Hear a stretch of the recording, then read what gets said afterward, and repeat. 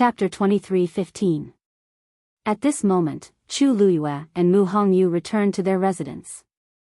After the two entered the room together, Chu Luiyue found a pen and paper and drew the spatial layout under the illusionary god C for Mu Hongyu. This was actually very difficult. Under the illusionary god C, countless spaces intertwined and overlapped, and were constantly changing. Even 1/10 of it could not be represented by the drawing on the paper. Fortunately, after the stones rolled out, they each froze a part of the space with the divine realm, which helped Chu Luiyue a lot. In addition, Mu Hongyu stood on the silver bridge and watched for a long time, so she was aware of the situation under the illusionary god C. Therefore, she could understand it. After a while, Chu Luiyue finally stopped writing and handed over the map in her hand. Mu Hongyu took it and glanced at it. She was surprised. "Luyu, how do you know so much?" These were all invisible and intangible. Her control of space was not top-notch, so it was reasonable to say that she could not give such a map. Chu Luiyue was about to speak when she saw Chang Wanzhou come to the door with tea in his hand. She smiled and waved. "Little Zhou, come in." Chang Wanzhou walked in, came to Chu Luiyue's side, and poured her tea. It was the familiar taste of ginger tea. Chu Luiyue reached for the cup. The temperature was just right. She took a sip, and her lungs instantly warmed up. A unique fragrance with a hint of bitterness gradually diffused. Chu Luiyue narrowed her eyes comfortably, and her bright eyes almost curved into a crescent moon. Not to mention anything else, Xiao Zhou had always done well in these matters. However, he was now a god. It was really a waste of talent to serve her like this. Chu Luiyue held the tea and said, "Little Zhou, don't do these things in the future." Chang Wanzhou froze, and a trace of panic flashed in his eyes. "Master thinks I didn't do well?" Chu Luiyue hurriedly waved his hand. "Of course not. However, with your current status, doing this is really a waste of time and energy. These are only trivial matters. Master's matter is not a trivial matter." Chang Wanzhou pursed his lips and interrupted her, which was rare of him. Chu Luiyue was stunned. She looked up and saw his stubborn face. How stubborn, Chu Luiyue sighed in her heart and could only say, "Then just pretend I didn't say anything?" Chang Wanzhou gently nodded. A few strands of messy golden hair hung down from his forehead, covering the ripples in his eyes. Only his rose petal-like lips, which were slightly raised, revealed some of his emotions. Chu Luiyue helplessly held her forehead and smiled. Forget it. He could do whatever he wanted. Now that he had become a god, he was no longer as easily bullied as before. Chu Luiyue retracted his gaze and looked at Mu Hongyu. Here's what happened. Then, he told Mu Hongyu everything that had happened in the illusory god sea. Mu Hongyu was shocked and couldn't come back to her senses for a long time. So, your stones can suppress the space turbulence in the illusory god sea? Chu Luiyue shook his head. Strictly speaking, it's not suppression. At most, it's just temporary. After all, those are the divine realms of the great gods, and their power is limited. She could feel that there was an extremely shocking power in the illusory god sea. It was not something she could resist at the moment. But at that time, this power had not erupted. Mu Hongyu was stunned for a while. Suddenly, she remembered something and asked in a low voice. Then, what if it's the gravestone of the great gods? She knew the origin of the pile of stones. Chu Luiyue had gone to the Godslayer mound and obtained them from the tombs of the great gods. According to Chu Luiyue, there were not only tombs of the great gods, but also of the great gods. Hearing her say this, Chu Luiyue was also dazed. I really didn't think about it before. When she went to the Godslayer mound, her strength was limited, so she only stayed in the tombs of the great gods for a while. As for the area of the great gods, she really didn't go there. Normally, the gravestone of the great gods should contain more power, but no one can guarantee that the situation there will be the same as the great gods' tombs. Chu Luiyue murmured. Back then, these stones had taken the initiative to follow her, but who could be sure that the same thing would happen a second time? The great gods were much more powerful than the great gods. Mu Hongyu wrinkled her nose. What if? If she could really bring back the gravestone of the great gods, then it wouldn't be a problem for Chu Luiyue to deal with the mirage god ocean. Chu Luiyue tapped her hand on the armrest and fell into deep thought. Mu Hongyu's words made sense. After all, she didn't expect these stones to choose to follow her.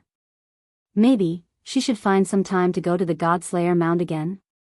Once she succeeded, her battle prowess would rise to the extreme. Chu Luiyue was tempted. The palace of the Mirage God. Nan Jinshu followed Xu Jing to the residence of the sixth oracle. As soon as he entered the courtyard, Nan Jinshu smelled a faint, bitter medicinal fragrance. He felt a little strange. The sixth oracle didn't seem to be a celestial physician. Why would there be a medicinal smell here? Xu Jing turned to look at him and said, "The sixth oracle came back recently. The sixth divine emissary has just returned from outside and is currently recuperating. You just have to answer whatever he asks later." Nan Jinshu immediately said, "Yes." Only then did Xu Jing step forward and knock on the door. "Sixth oracle, Patriarch Nan is here." A moment later, a hoarse voice came from inside. "Come in." Xu Jing gestured at Nan Jinshu with his chin. Nan Jinshu was startled and pointed at himself. I'll go in alone. Won't the eighth oracle come with me?" Xu Jing smiled. "The sixth oracle wants to talk to Patriarch Nan in private. I won't disturb you." Nan Jinshu was a little nervous, but he nodded and went in. Xu Jing closed the door. Creak. Nan Jinshu felt inexplicably nervous as he listened. He had been here for a while, and this was the first time an oracle wanted to see him. "Nan Jinshu." The voice came from behind the screen. Nan Jinshu cupped his fists and bowed. "Greetings, sixth oracle. Are you sure the third music score is in the God-slaying tomb?" Nan Jinshu was stunned. At first, he found it strange that the sixth divine emissary knew about this. However, after thinking about it, he realized that the first divine emissary had already sent someone to investigate. He nodded. "Yes. Did you tell Sheng Wenyu about this?" "Of course not." Nan Jinshu said hurriedly. "This is a serious matter. How would I dare to tell her about it?" "That's good. As long as you know what you're doing. Besides, I heard that she went to the illusionary god Ocean without permission." "Yes. This woman is very daring. Did the first oracle know about this?" Chapter 23:16. Nan Jinshu paused and said hesitantly. "This counts, but it doesn't. At that time, I brought the seal of the first divine envoy to the illusionary god Sea. When I clashed with Sheng Wenyu, the aura of the first divine envoy gushed out from the seal and chased us out of the illusionary god Sea. The first oracle didn't show up." "No." Nan Jinshu was puzzled. "The first oracle is in charge of the illusionary god Sea. Even if he doesn't show up personally, he can easily find out everything that happens in the illusionary god Sea. Besides, such a small matter shouldn't require the first oracle to make a move, right? Actually, this matter might be a big deal to him and Chu Luiyue, but it was definitely nothing to the first oracle. The illusionary god Sea was boundless and vast. At most, the two of them were just messing around. Why would the first oracle make a special trip for this matter? Just the seal alone was enough to solve the problem. "When you went to meet the first oracle, did you see him in person?" the sixth oracle suddenly asked. Nan Jinshu hesitated. No. Outsiders thought that he had entered the courtyard and must have seen the first oracle. But in reality, he had just stood outside the door and said a few words. He didn't even see that person's shadow. He didn't dare to hide anything in front of the sixth oracle. As expected. The sixth oracle murmured as if he had expected this, but he also seemed a little unwilling. Nan Jinshu almost thought that he was hallucinating. Why did it sound like the sixth oracle wanted the first oracle to appear personally?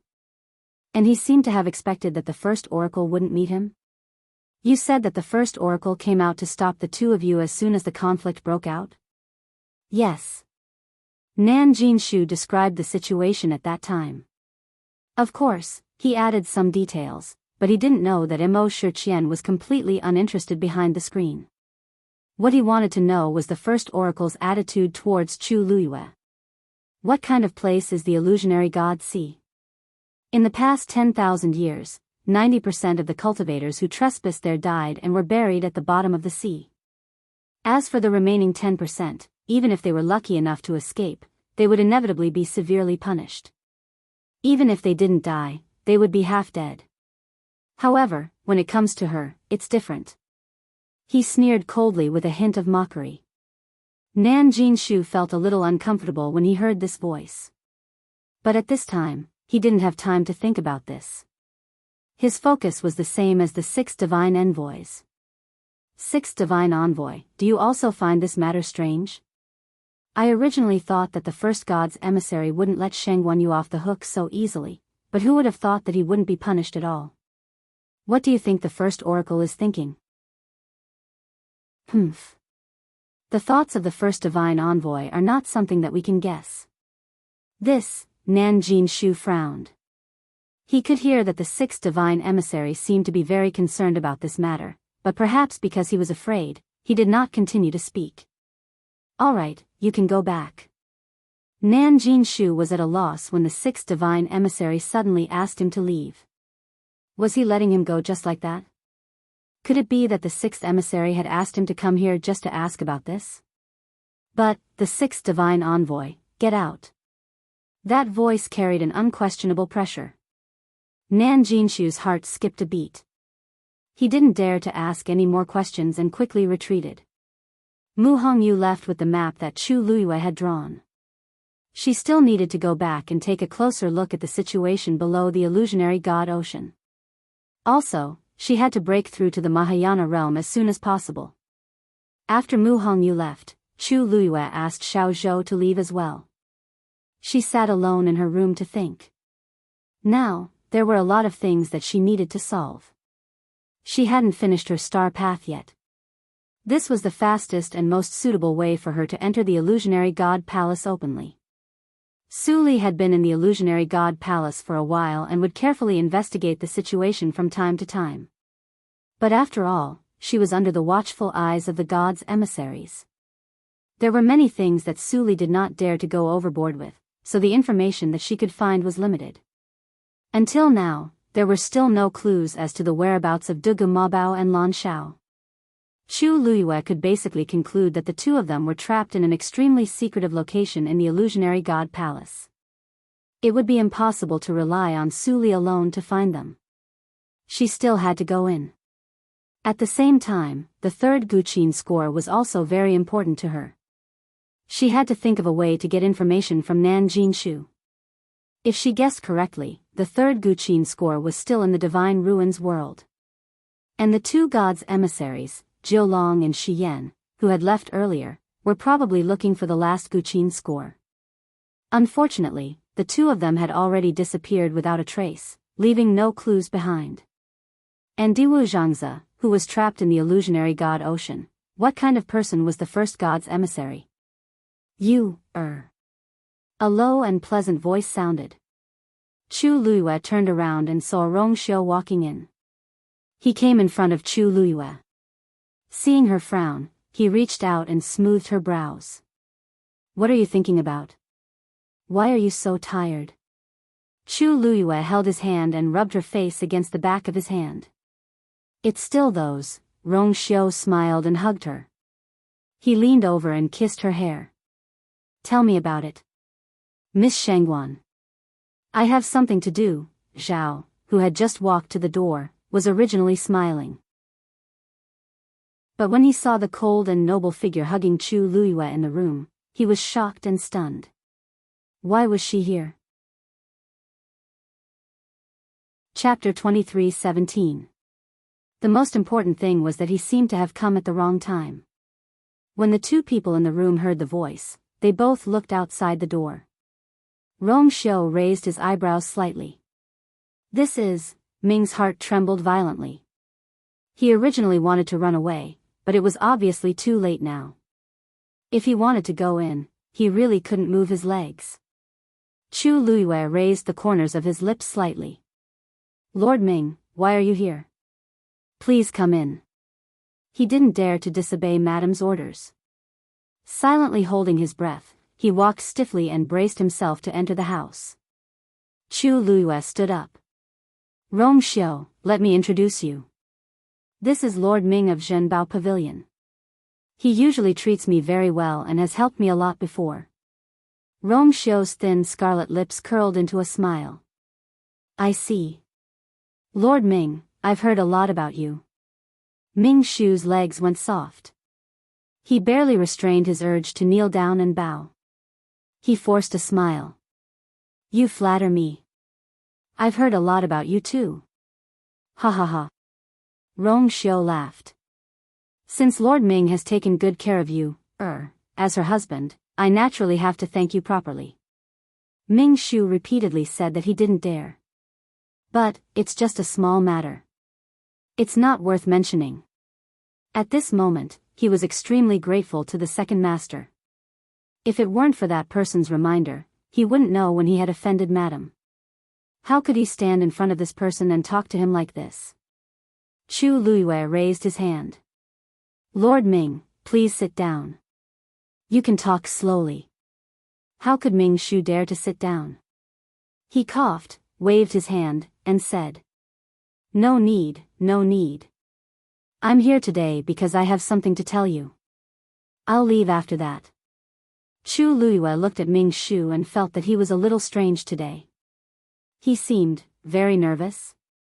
It must be a big matter for you to personally solve the case. Please speak.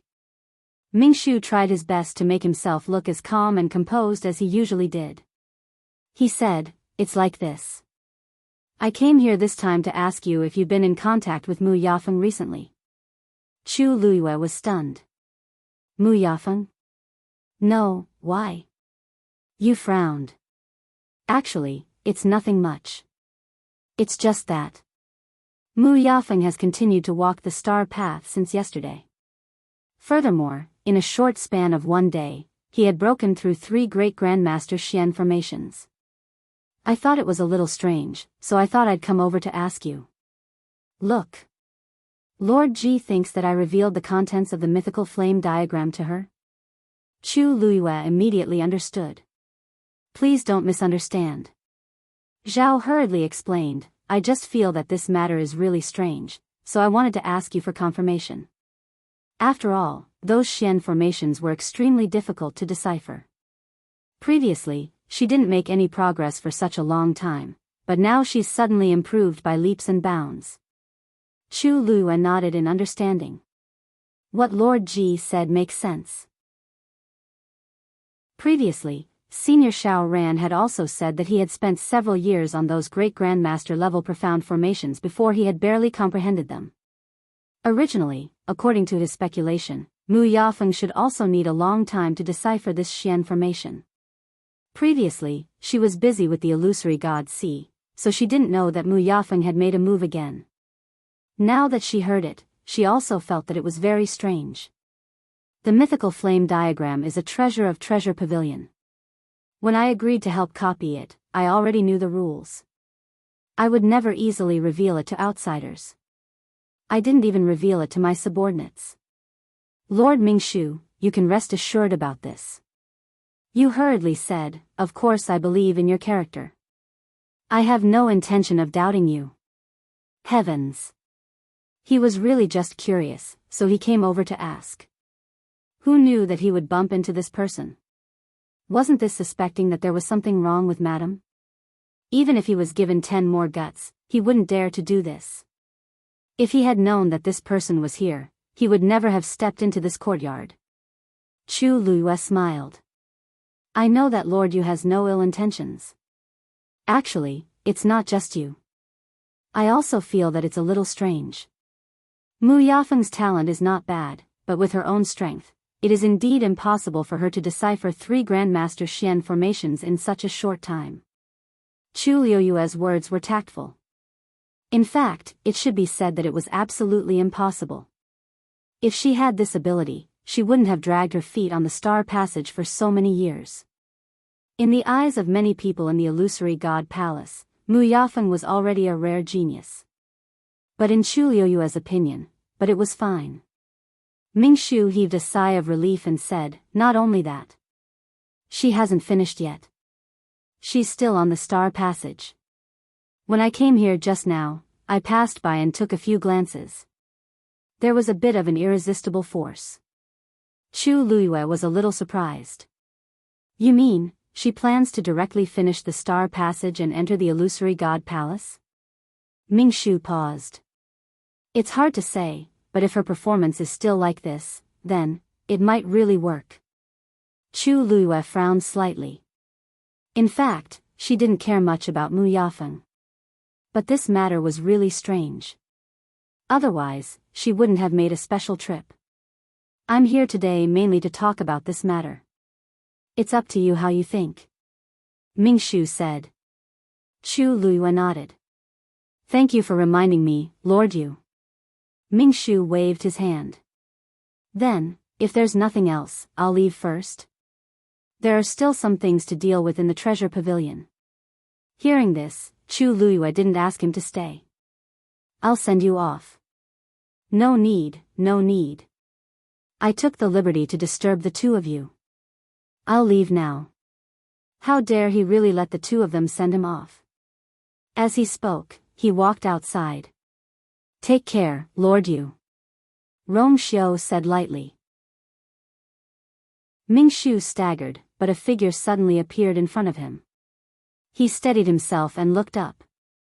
Suddenly, the corner of his eyes twitched. Yan Qing stood with his sword in his arms. There was no expression on his handsome and cold face. He just looked at him quietly. Yu quickly swallowed the rest of his words, nodded slightly, and hurried away. For some reason, his footsteps became faster.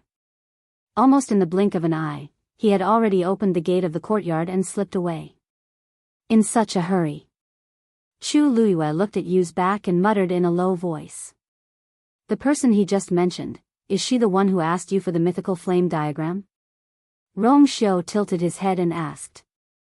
Chu Luyue nodded thoughtfully. "That's her. However, based on my understanding of her, she shouldn't be able to do such a thing. Even if she went back to cultivate in seclusion for a while, she shouldn't have advanced by leaps and bounds. The 7th oracle values her very much. I don't know if she went to consult him." Rong Xiu raised his eyebrows slightly and said lightly. "The 7th oracle really doesn't have good taste." Chapter 23:18. His tone was light and indifferent, extremely natural. Chu Luyue glanced at him, wrinkled her nose, and smiled. There aren't many people who dare to say that the 7th divine emissary has no foresight. The divine emissaries had a very high status in the illusory god palace. Many people would be extra careful when talking about them, let alone such a straightforward judgment. Rong Xiu bent his finger and lightly scratched her nose. "Am I wrong? He's a Xian master himself. It's impossible that he can't see my Yu's talent." Chu Luyue shrugged and sighed. "Isn't it because you don't have a bloodline totem?" From the first day she came here, she deeply understood how much contempt and ridicule she would face without a bloodline totem. Rong Xiu's eyes narrowed slightly as his finger lightly brushed across her forehead. Chu Liuyue's heart moved. She leaned closer and whispered. "Rong Xiu, the infinite divine dial, can only test people with bloodline power?" Rong Xiu looked at her. After a moment, he said, "Of course." Bang! A stream of light flew up and quickly bloomed into an extremely brilliant Xian formation. Mu Yafeng looked up with unconcealable excitement in her eyes. The 4th one. This was already the 4th Xian formation she had cracked in a row on the Star Road this time.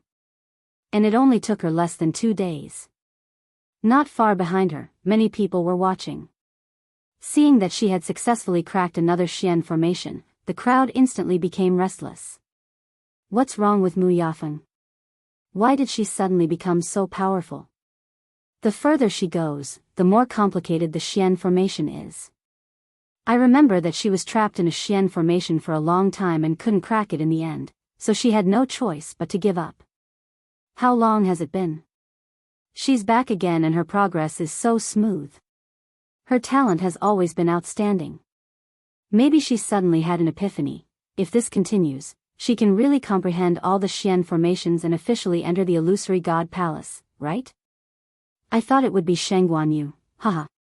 What a joke. Sheng Guanyu is very powerful, but she doesn't have a bloodline totem.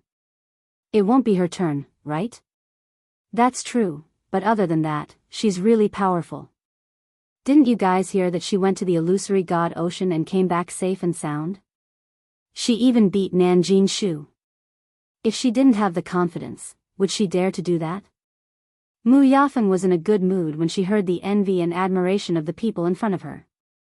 However, the name that appeared later caused her eyes to turn cold. It was just because he had some talent that he dared to act so recklessly. I heard she was because she made demands of herself as the second divine emissary of God to the illusory god. She is really arrogant. The second oracle could tolerate her once or twice, but it was hard to say what would happen if she did it too many times.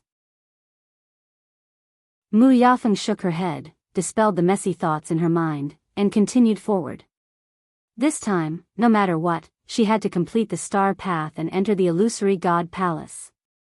In the courtyard, Rong Xiu and Chu Luiyue sat facing each other.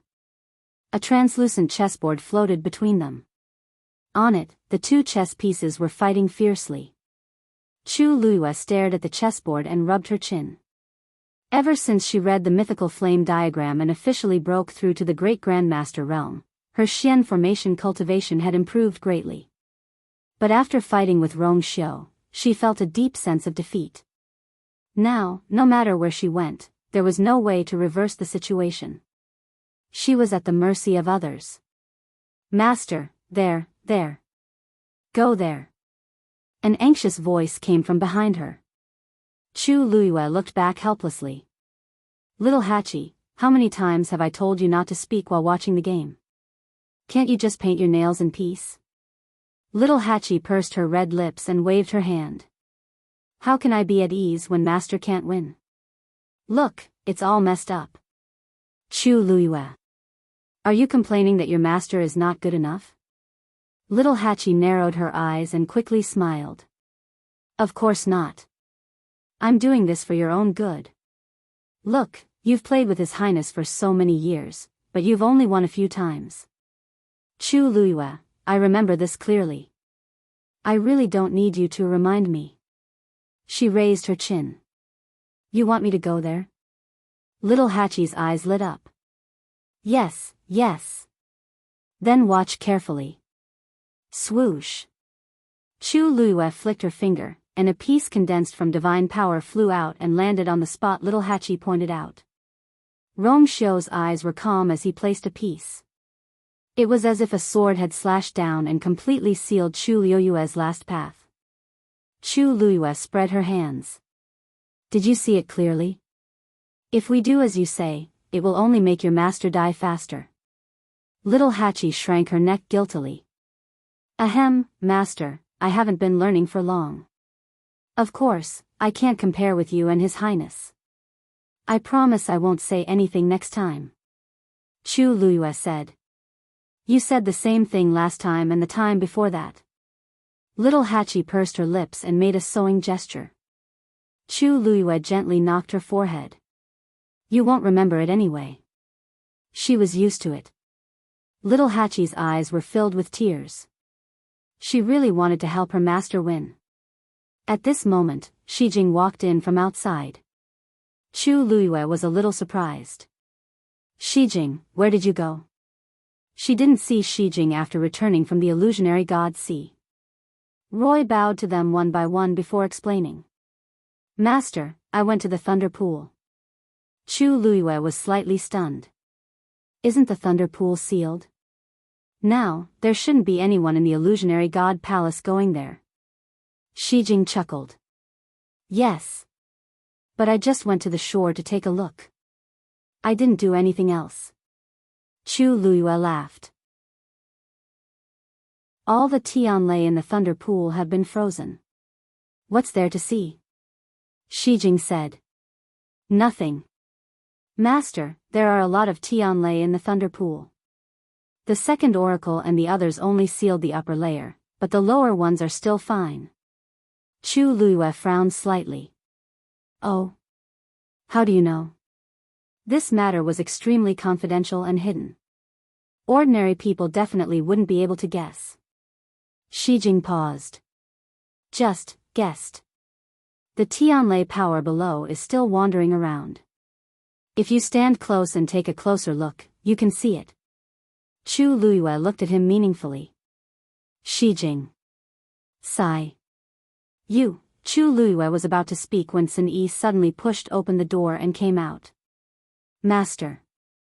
Seeing that his expression was different from before, Chu Luiyue knew that something must have happened, so she immediately asked, "What's wrong?"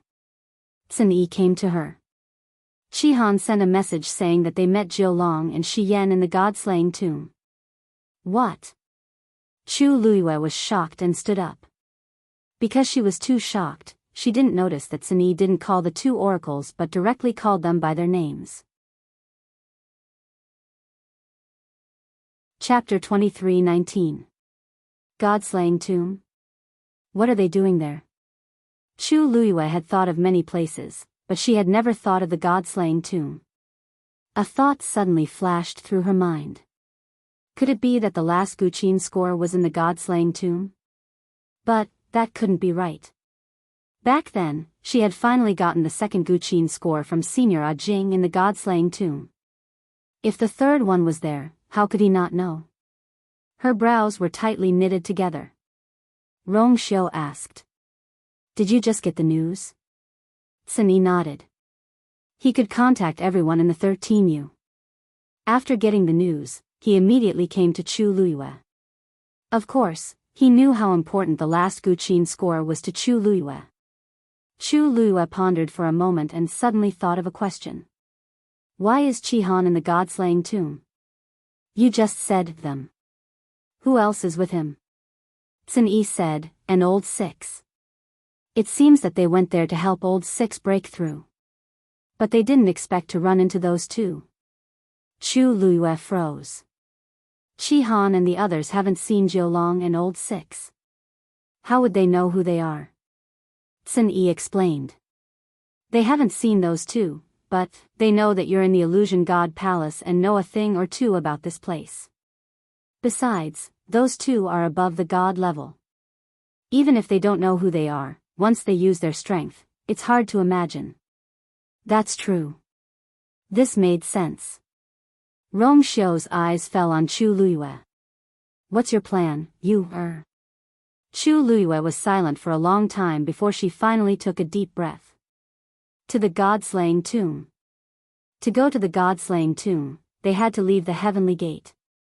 Not to mention Jin Yunlai, even Chu Luiyue felt that this trip was too troublesome.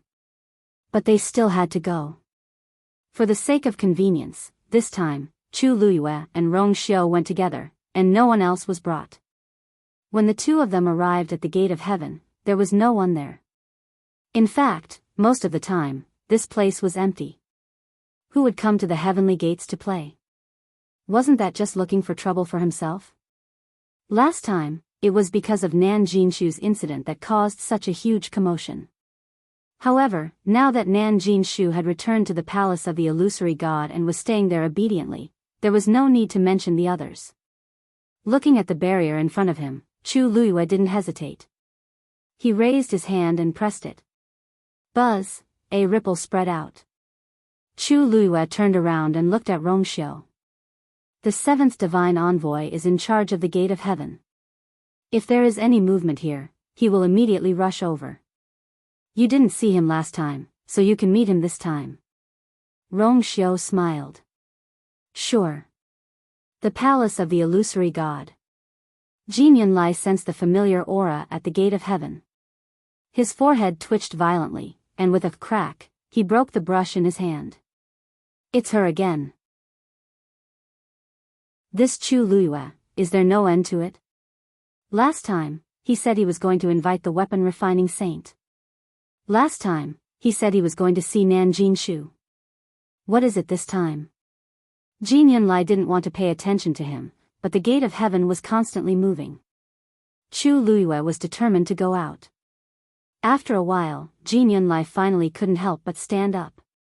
However, before he could walk out, a voice suddenly came from afar. Jin Yunlai. Jin Yunlai was shocked when he heard the voice. The first divine envoy. Then, an illusory figure gradually appeared in front of him. However, the figure was shrouded in a layer of faint light, making it difficult to see his facial features. He could only barely make out a silhouette. Even so, Jin Yunlai recognized at a glance that it was indeed the first divine envoy. He took a quick glance and immediately looked away. He bowed his head and said respectfully, "Greetings, first divine envoy. May I know why the first divine envoy is here today?" Due to nervousness, Jin Yunlai's body was a little stiff. Ever since the first divine envoy went into seclusion, he had never stepped out of the courtyard. Although he did not appear with his true body and was only a strand of his aura, this was the first time he had done so. "Don't you know why I'm here?" The voice was low and indifferent, but it carried an invisible pressure. Jin Yunlai's chest tightened. He frowned and quickly searched his mind.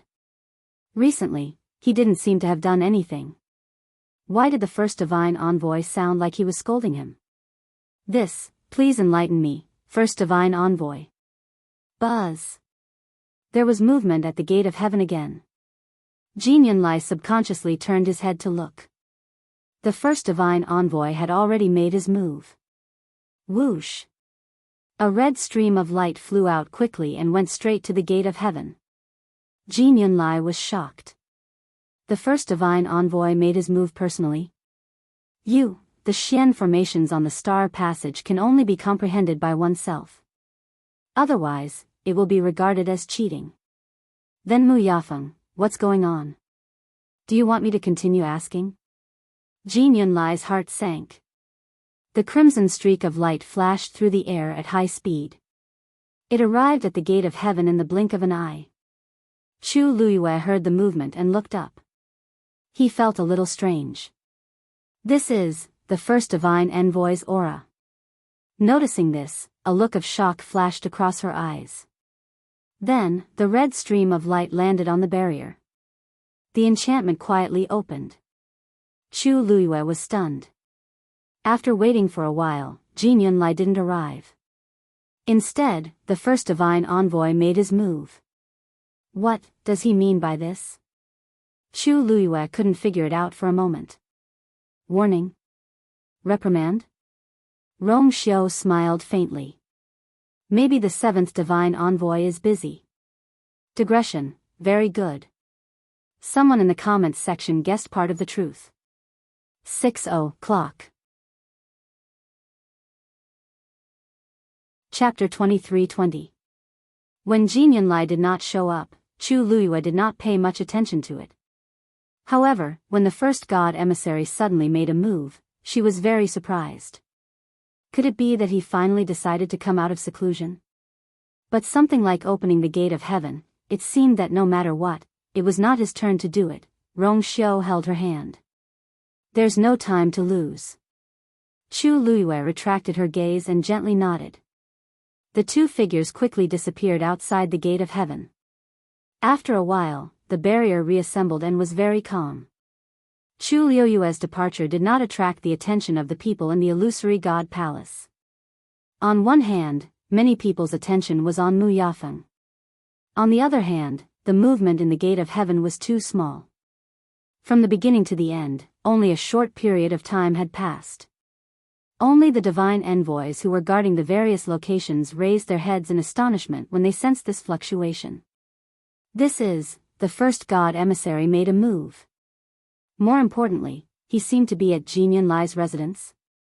In an instant, several god emissaries immediately moved out and headed towards Jin Yunlai's direction. The first god emissary had been in seclusion for several years. Now that he finally made a move, they naturally had to go and check it out. Illusory God Palace. There was dead silence in the huge room. Jin Yunlai stood there with her fists clenched. Most of her strength seemed to have been sucked out of her body. Even opening her mouth to speak was difficult. Her face was pale and her lips trembled slightly. She felt as if she had fallen into an ice cave. Every word of the first god emissary's questioning was heavy and cold. After a long time, she finally found her voice. I just gave her a little reminder, a little reminder? The first god emissary asked. Jin Yunlai closed her eyes and finally said dejectedly, yes. I intentionally helped her. The gate of heaven will only open for a year. If she is unable to comprehend all the Xian formations on the star path before the deadline and enter the illusory god palace to ascend to the heavens, then she will have to wait for another 10,000 years. A few months have already passed and she is still trapped in those Xian formations. I just feel that her talent is not bad. It is a pity to wait so long. Who in the illusory god palace didn't wait like this? The first oracle let out a rare laugh as if he had heard a joke. Xiao Ran has already been stuck in the last few profound formations for 30,000 years, but I don't see you helping him. Jin Yunlai could hear the dissatisfaction in the first oracle's words. But Xiao Ran was Xiao Ran after all, and Mu Yafeng was different. First divine envoy, ever since I took control of the star path, no one has successfully walked through the star path and entered the illusory shrine. This period of time was truly too long. Many mystic cultivators had already lost their confidence, and fewer people were even trying. If this continues, that's because they don't have the qualifications to enter the illusory god palace. Back then, didn't you successfully complete the star path and even become the 7th divine envoy? Jin Yunlai looked troubled. But back then, it was because Jin Yunlai felt a chill in her heart when she sensed a cold gaze on her. She immediately swallowed the rest of her words. After a long while, he said, This is Yunlai's fault. Yunlai will accept any punishment given by the first oracle. But there are some things that I have to say. Mu Yafeng is the most talented mystic cultivator in the illusory god palace in the past 10,000 years. If even she can't do it, then there's no need to talk about the others. If I have to choose to help someone ascend to the heavens and become a god, I will still choose her. You also understand the situation of the profound formations on the star path. The further you go, the more difficult it is. If you don't have enough talent and strength, even if someone gives you pointers, it's still useless. I admit that I helped Mu Yafeng, but she was able to succeed because of her own reasons. Besides, strictly speaking, I did give her some pointers, which may not even be as detailed as the annotations on the mythical flame diagram.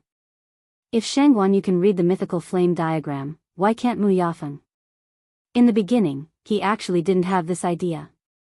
On one hand, it was because he thought highly of Mu Yafeng and always felt that these problems weren't difficult for her.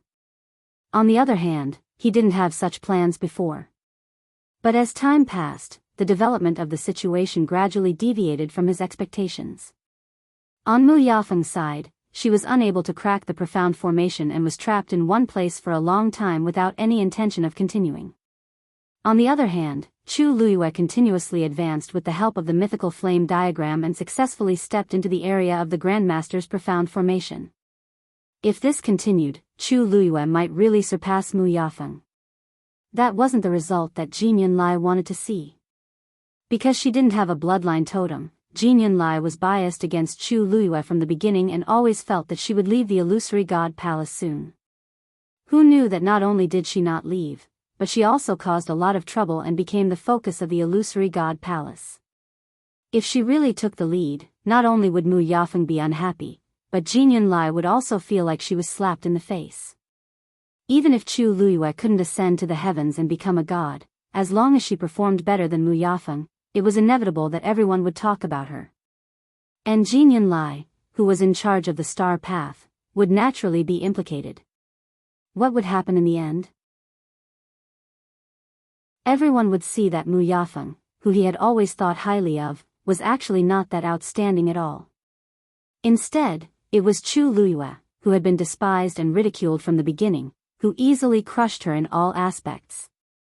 Thinking of this scene, Jin Yunlai felt that it was hard to accept.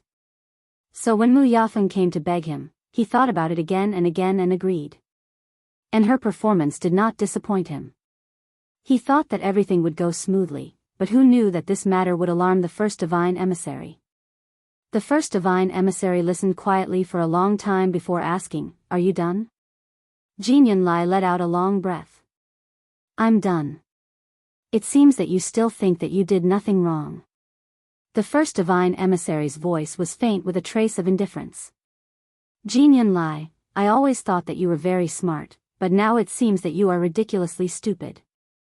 Until now, can't you see that Zhenbao Pavilion took the initiative to give the mythical flame diagram to Sheng Guanyu?" Jin Yunlai was shocked and suddenly looked up. "What? Zhenbao Pavilion giving it to Sheng Guanyu and you helping Mu Yafeng don't seem to be the same nature, right?" Chapter 23-21. Jin Yunlai stood there in a daze for a long time. His mind was in a mess, and his whole body was in a mess. Zhenbao Pavilion took the initiative to give it to her? Didn't this mean that he suddenly thought of something and sucked in a breath of cold air? A look of horror flashed across his eyes. First Oracle, only now did he realize what he had done wrong. Now, he had no time to think about why Zhenbao Pavilion did this. He only knew that this time, if he was not careful, he would lose himself. "I'll go and take back the Xian formation diagrams that I gave to Mu Yafeng." The first oracle suddenly asked. "You gave her the method to break all the Xian formations?" Jin Yunlai swallowed his saliva with difficulty, but his throat was still tight. In the eyes of the first oracle, this reaction naturally meant that he admitted it. "That's right. Since you've made up your mind to help, of course, you have to help until the end." The first oracle's voice was emotionless. This made Jin Yunlai even more flustered. "Just as well. Open your eyes wide and take a good look. See if Mu Yafeng can ascend to the heavens and become a god with your help." Jin Yunlai felt suffocated and uncomfortable. He wanted to defend himself, but he couldn't say a word. Knock knock. Suddenly, there was a knock on the door. "First Oracle, are you there?" This was Xu Jing's voice. She did not go to Herb Mountain today, so when she heard the commotion, she hurried over. She was the first to arrive. Jin Yunlai was about to speak when he saw the phantom in front of him suddenly disappear. He wanted to ask her to stay, but she had already disappeared. It was just the aura of the first oracle. He could come and go as he pleased. He took a deep breath and rubbed his face hard. After being the seventh oracle for so many years, he had always been cautious. This time, he was impulsive and went easy on Mu Yafeng. He did not expect that he would be caught red-handed by the first oracle. Although the first oracle did not give him any substantial punishment, this made him even more nervous. He really could not understand what that person was thinking. Was he planning to come out of seclusion? If that was the case, there was nothing wrong with it. But the crux of the matter was, with so many things happening in the illusory god palace recently, why did that person target him? Helping Mu Yafeng cheat was neither a big deal nor a small matter. No matter what, it couldn't be more important than the Lightning Pond and Fengming Mountain, right? First Oracle. Xu Jing waited for a while, but he still didn't hear any movement inside, so he shouted again. Creak, the door was opened. Jin Yunlai appeared behind the door. When Xu Jing saw him, he subconsciously looked inside. The first oracle has already left. Jin Yunlai said coldly. That person really came? Xu Jing looked shocked. He's willing to come out of seclusion. That's not right. Why is he looking for you the moment he comes out? Jin Yunlai didn't want to talk too much with her, so she just said perfunctorily, the first divine emissary did not come personally. He only sent a wisp of his aura to ask me some questions. Xu Jing's expression softened a little, but he still felt quite surprised. What's the matter that actually alarmed the first oracle? Jin Yunlai glanced at her. You came here to ask about this? Then you can leave. After saying that, he closed the door again. Bang! Xu Jing didn't expect his actions to be so swift and straightforward. She was so shocked that she took half a step back. When she came back to her senses, she was immediately angry. Didn't she come to ask because she was too surprised that the first oracle had come out of seclusion? What kind of attitude was this? If it weren't for the fact that Jin Yunlai's status was slightly higher than hers, she would definitely not let it go so easily. Xu Jing tidied her clothes and turned to leave. After taking a few steps, she suddenly thought of something and turned back to look at the tightly shut door. Just now, Jin Yunlai's expression was particularly ugly. Did something happen between him and the first oracle? She thought for a moment and raised her voice. Seventh oracle, I heard that Mu Yafeng has already cracked 6 great grandmaster Xian formations in a row. Aren't you going to take a look? Bang! Jin Yunlai suddenly smashed something. Xu Jing's heart skipped a beat. What was wrong with him? Wasn't Mu Yafeng someone he particularly valued? Now that she had an outstanding performance, why was he still so angry? Xu Jing had a bad feeling. She gritted her teeth and finally turned to leave. After that, a few more oracles came to find out what was going on, but they were all sent away by Jin Yunlai with a few words. When Chu Luiyue and Rong Xiu left the illusory god palace and crossed the Blue and Black Sea, she deliberately slowed down. Unfortunately, nothing out of the ordinary happened. After that, the two quickly rushed to the god-slaying mound. Because it wasn't their first time there, and because their strength had improved greatly, it only took them a short time to get there. At noon the next day, the two successfully arrived again. After passing through the forest, they officially entered the god-slaying mound. Looking from afar, it was vast and barren, bleak and cold. It was no different from before. It was just that the inexplicable coldness and pressure seemed to be stronger than before.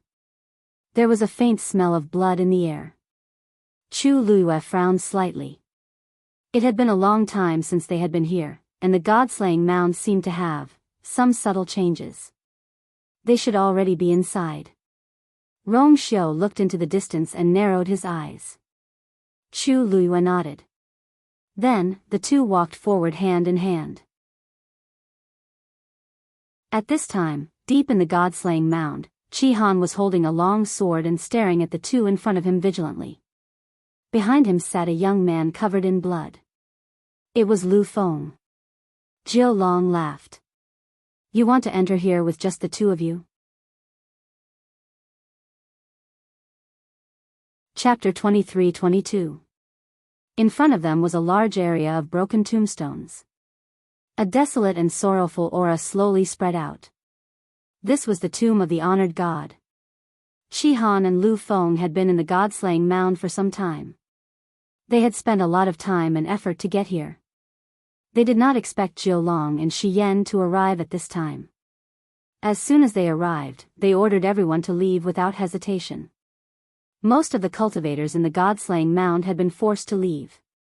Of course, not everyone was willing to do so.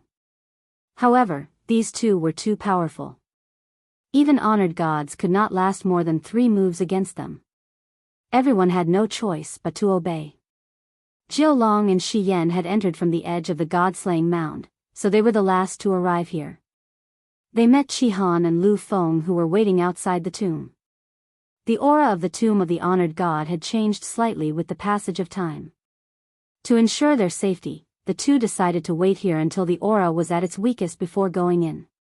When Jiao Long and Shi Yan arrived, Qi Han and Lu Feng had already waited here for 3 days. As expected, they were also chased away. But they did not agree. After a short stalemate, Jiao Long and Lu Feng attacked. After a few rounds, Lu Feng was injured and defeated. Qi Han held his sword in front of Lu Feng to guard against Jiao Long's next move. Of course, Jiao Long didn't take his actions seriously at all. They were just two exalted gods. What was there to care about? Jiao Long looked down at the two of them. My patience is limited. I can't be bothered to continue arguing with you.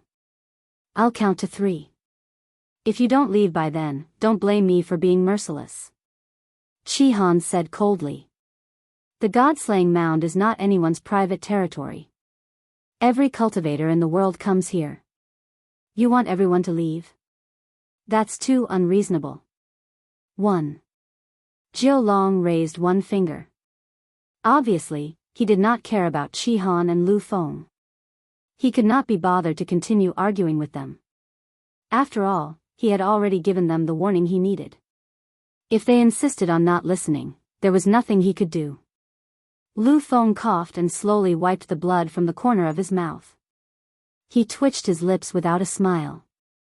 Qi Han, there's no need to say so much to them. If they were reasonable, they would not do such a thing. Shi Yan glanced at the two of them and said slowly, that's right. Reason? Don't you know that in this world, strength is the only thing that matters? 2. Jiao Long raised her eyebrows. These two people were really not afraid of death. Unfortunately, perseverance without strength was ignorant stubbornness. Not only was it meaningless, it would even bring him a lot of trouble. The first messenger only said that the two of them were to come and find the last piece of music, but he did not say where it was. The god-slaying tomb was huge. Even if the two of them worked together, it would still take a lot of effort to find it. Because they were worried that someone would find the music score before them, the first thing they did when they arrived was to drive everyone out. Better to be safe than sorry. Although this would be troublesome, it would avoid some risks. Overall, it was worth it. Most of the people he had met before were quite obedient, or rather, sensible. After seeing that Jiao Long and Shi Yan's strength far exceeded theirs, they all gave up and retreated. Only these two were stubborn. 3. Jiao Long shouted the last count, shook his head, and raised his hand. It's your honor to die in my hands. He did not want to dirty his hands with the blood of the exalted gods. Unfortunately, these two were not smart enough. Vigorous divine power quickly gathered in Jiao Long's palm and transformed into a long sword. The long sword was bright and sharp, and it was covered with a thin layer of frost. Under the sunlight, it shone with a cold light. Then, he raised the sword and slashed down. The sword fell silently, but wherever it passed, space was quickly cut open and then collapsed. Large swathes of black spatial cracks appeared, and violent energy surged out from them. Qi Han gripped his sword even tighter. Just as he was about to attack, he realized that he could not move at all. The powerful aura suddenly descended, and he could not retaliate at all. Jiao Long's sword fell from the sky and was about to kill Qi Han and Lu Feng. A bloody wound suddenly appeared between Qi Han's eyebrows. That was an extremely sharp sword energy, and it easily broke through his defense. Jiao Long's eyes were indifferent. Die, that sword flew toward Qi Han at an even faster speed.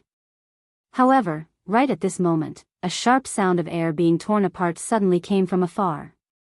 Swoosh! Then, a bright golden and greenish-black sword light flew from the sky, piercing through the clouds and wind. Clang, swish! That sword light and Jiao Long's long sword collided, and then quickly flew up and slashed across. In an instant, sparks flew everywhere. Jiao Long's sword was sent flying just like that. Seeing this, Jiao Long was shocked and immediately raised his hand to call back his sword. The sword landed in his palm and was still trembling violently. It could be seen how powerful that blow was. He frowned and looked over. That was an extremely sharp long sword. Half golden, half greenish-black, neatly and perfectly blended together, and the glow was bright and heavy. This was, just as Jiao Long and Shi Yan were shocked, Qi Han and Lu Feng had already sensed the extremely familiar aura on that sword. The two of them quickly looked at each other and saw the excitement in each other's eyes. Jiao Long turned his head and looked in the direction where the sword came from. He shouted in a deep voice, "Who is it?" A clear and pleasant voice drifted over with the wind. Ninth Divine Envoy, if you want to kill my people, you should at least ask for my permission first, right?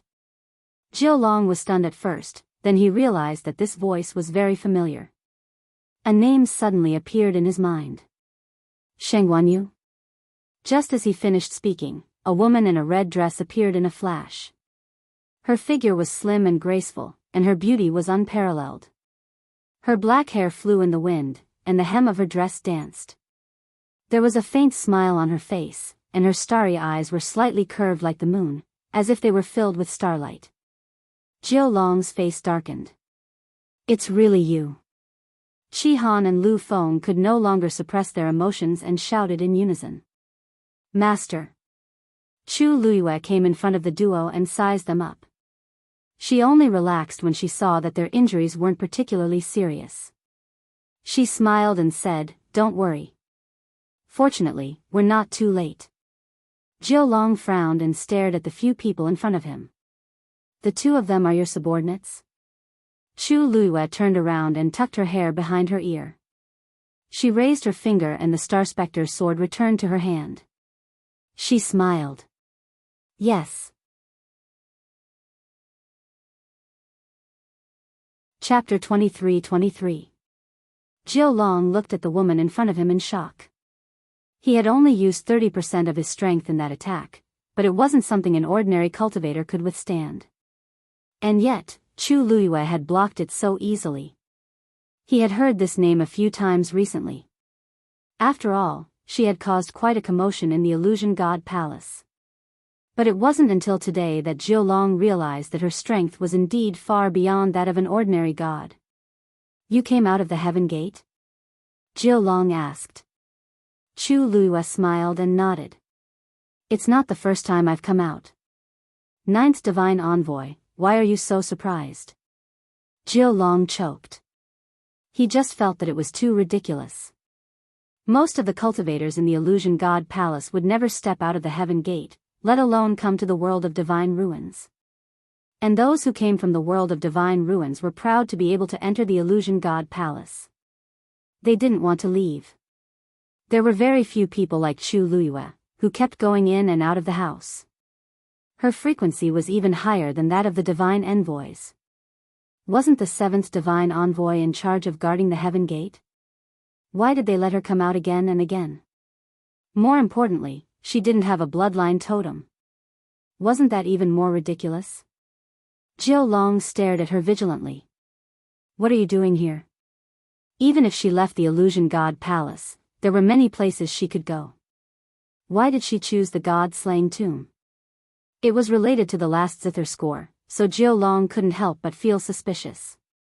Chu Luiyue blinked. My two subordinates are here. What's so strange about me coming here?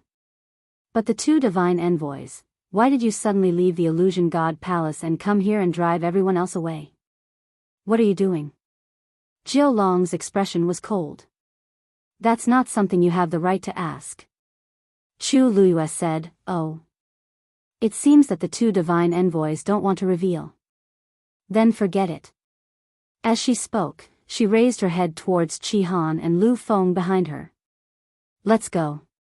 She was about to go to the tombs. Stop.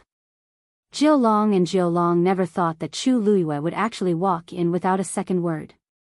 He didn't even put them in his eyes. Chu Luiyue stopped in his tracks and turned his head to ask, What's wrong? Is there anything else? Jiao Long gritted her teeth. It seems like you've turned a deaf ear to what we've said before. Chu Luiyue asked. Words? What words? Jiao Long felt stifled in his chest.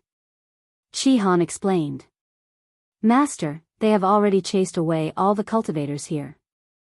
If you hadn't come in time, I'm afraid we would have already. Chu Luiyue raised his eyebrows. Oh, about that, she was wondering why she hadn't seen anyone along the way. It turned out that Jiao Long and Shi Yan had chased them away. In that case, it was even more obvious what they wanted to do. Chu Luiyue tilted his head and looked at Jiao Long and Shi Yan. That's really unfortunate.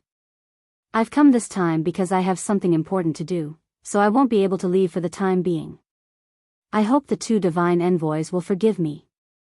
Although she said so, her expression and tone were extremely natural. There wasn't the slightest hint of apology in them. Clearly, she wasn't asking for help. She was just informing them of her choice and decision. She was going to stay here. Shi Yan frowned and said coldly. Shangguanyu, you've done so many outrageous things in the Illusion God Palace. For Dumpling's sake, the divine envoys didn't pursue the matter. But that doesn't mean you can do whatever you want. If you don't listen to our advice, don't blame us for being impolite. Chu Liuyue's lips curved into a faint smile. Forgive me for being blunt, but I don't think the divine envoys have done anything extra for me. Why do you look like you've given me a lot of things? Shi Yan felt even more annoyed. In the Illusion God Palace, the divine envoys were revered. No matter what they said or did, their subordinates would do as they were told. Very few would object, and even fewer would dare to talk back to them. But now, Chu Luyue had done all of this, and she didn't seem afraid at all. Who gave her the confidence? Shangguanyu, are you sure you want to continue being so impudent? Jiao Long raised his sword and pointed it at her. No matter how powerful your eminence is, she's still your eminence. If he used his full strength, Chu Luyue wouldn't be able to retaliate at all. Chu Luyue blinked and smiled in the face of the cold sword light. Divine envoys, if I'm not wrong, the two of you are also here for that last zither score, right? Since everyone has the same goal, why don't we work together and find it first? We can talk about the rest later. These words caused Jiao Long and Shi Yan's expressions to change. This was something that the first divine messenger had specifically instructed the two of them. How did she know about it? Seeing the duo's reaction, Chu Luyue also found it interesting. She glanced at the two of them, then slowly asked, "You've come here to find the zither scores. The two of you have already come here to look for the zither score. Don't tell me that you still don't know. The two zither scores from before have already recognized me as their master." What did you say? Jiao Long and Shi Yan both exclaimed in shock. Chu Luyue shrugged. It seemed that they really didn't know. Since the first divine envoy gave you this task, why didn't he tell you about it? Not many people knew that she was the master of the zither scores, but Nan Jinshu was one of them. He had chosen to tell the first divine envoy the location of the last score, so there was no reason for him not to tell her. Besides, someone like the first divine envoy should know this like the back of his hand. Otherwise, how could he be qualified to be called the first divine envoy and be in charge of the entire Illusion God Palace? But the strange thing was, these two didn't know. Jiao Long was about to attack. Chu Luyue calmly raised her hand. Wait. Ninth divine envoy, I've already said that the two zither scores are with me, and they already belong to me. If you kill me now, you won't get a single one. Once she died, the two zither scores would be scattered and hidden away again, and they would never be found again. Unless there was something wrong with their heads, Jiao Long and Shi Yan would never touch her. This was also why Chu Luyue dared to be so frank. Since she couldn't hide it, she might as well be frank. You dare threaten us? Jiao Long gritted her teeth. Chu Luyue sighed helplessly. I've already made it so obvious, but you two only realized it now?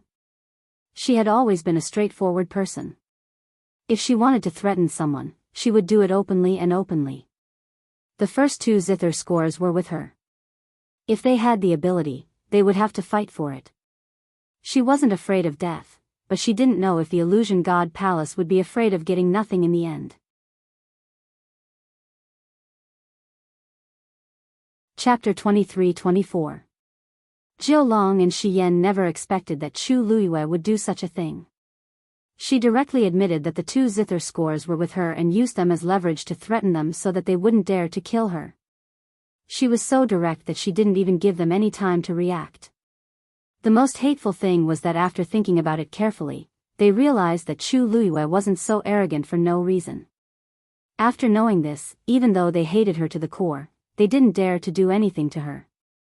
Since you're looking for the zither scores and I'm also looking for one, isn't it just right for us to work together? Chu Luiyue asked with a smile. Jiao Long was fuming with anger.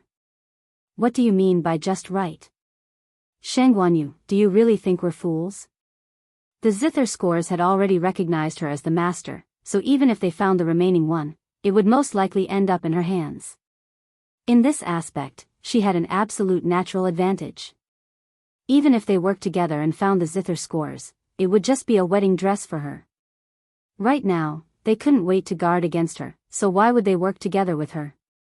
Chu Luiyue looked regretful and spread her hands. It seems that the two of you aren't willing. Since that's the case, then, let's mind our own business and rely on our own abilities, how about it? This zither score belongs to whoever finds it first. Jiao Long and Shi Yan looked at each other. Of course, they didn't want to agree to Chu Luiyue's suggestion. She was the master of the zither scores, so she had an advantage over them. But if they didn't agree? Looking at her posture, it seemed like she was going to continue to cause trouble. And they couldn't do anything to her. After a long while, Shi Yan gave Jiao Long a look, then looked at Chu Luiyue. Since you insist, it's not that we can't agree. But we also have a condition. Divine Envoy, please speak. Whether or not we can find the zither scores will depend on our own abilities.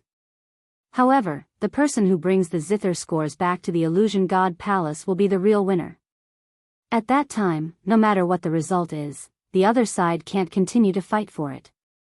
Chu Luiyue's red lips curved slightly. I knew these two people wouldn't be easy to convince. So this was what they were planning. One had to know that there was a considerable distance between here and the Illusory God Palace. Who could predict what would happen in the middle? Even if she found it first, they could snatch it from her halfway and forcefully take it for themselves. In this way, he would be able to achieve his goal. Chu Luiyue was a god, while Qi Han and Lu Feng, who stood behind him, were both high gods. Jiao Long and Shi Yan, on the other hand, were both at a level higher than her eminence. Wasn't this clearly bullying? Once they made a move, Chu Luiyue's side would not be able to compete with them even if they tried their best. This was clearly a robbery. However, after Chu Luiyue thought about it seriously for a while, he nodded happily and agreed. Sure. Chu Luiyue's reply was too sudden. Even Jiao Long and the other two were momentarily stunned. However, one thing needs to be clear. Does returning to the Illusory God Palace refer to passing through the gate of heaven or something else? If you insist that it only counts after entering the Illusory God Palace, then wouldn't I have lost from the start? Chu Luiyue shrugged. Naturally, it counts after passing through the gate of heaven. Shi Yan added. Although he didn't know why Chu Luiyue agreed, this condition was clearly beneficial to them. It would be a waste not to use it. It would be best if the two of them could directly find the last zither score. If Chu Luiyue was one step ahead of them, they could just snatch it back. As long as they didn't harm her life, everything else was still under their control. Jiao Long's mood finally calmed down. Since we've discussed it, then, rumble. A loud sound suddenly came from afar. Jiao Long and Shi Yan immediately turned to look. This sound came from the depths of the tomb. Someone had already entered. The two looked at each other. Jiao Long immediately realized something and looked at Chu Luiyue angrily. You secretly brought someone here? Chu Luiyue smiled, and her eyes curved into crescents. I didn't say that I came here alone. Jiao Long was so angry that her teeth were itching. She had said so much just to stall for time. Shi Yan frowned. Forget it, now is not the time to argue with her. Let's go in and see what's going on. This commotion came so suddenly that it was definitely not something an ordinary cultivator could do. Something must have happened in the tombs of Her Eminence. Perhaps, it has something to do with the last zither score. Jiao Long glared at Chu Luiyue. Sheng Guanyu, it's too early for you to be happy. The one who has the last laugh is the winner. Chu Luiyue couldn't be bothered with the two of them. She turned to Qi Han and Lu Feng. Let's go. As soon as she finished speaking, she tapped the ground with the tip of her foot, and her slender figure quickly disappeared from the spot. She went straight into the depths of the tomb. Qi Han and Lu Feng followed closely behind her. Fortunately, the two of them weren't seriously injured. Moreover, Chu Luiyue and Jiao Long had been fighting for a while, so they had rested enough and quickly followed. Jiao Long cursed under her breath and followed Shi Yan. Jiao Long and Shi Yan's cultivation level was higher than Chu Luiyue's after all. In just a few breaths' time, they had overtaken them. The two of them didn't stop and went straight in the direction of the voice. After about 15 minutes, they saw a figure in the distance. It was a young man. At this moment, his back was facing them. His clothes were whiter than snow, and he was tall and straight. He had one hand behind his back. The space in front of him was already beginning to distort and collapse, and it was constantly devouring the energy around him. Even though it was only a back view, that cold and noble aura was still not concealed in the slightest. Jiao Long frowned. Is this the person who came with Sheng Guanyu? Why does it look like something is wrong? He couldn't tell what was wrong, but there was an inexplicable sense of uneasiness in his heart. However, he quickly threw this feeling to the back of his mind. Who are you? How dare you team up with Sheng Guanyu and deceive the two of us? Jiao Long asked in a low voice. Hearing her voice, the man turned around. His handsome and devilish face seemed to be covered with a thin layer of frost. His phoenix eyes were deep and unparalleled.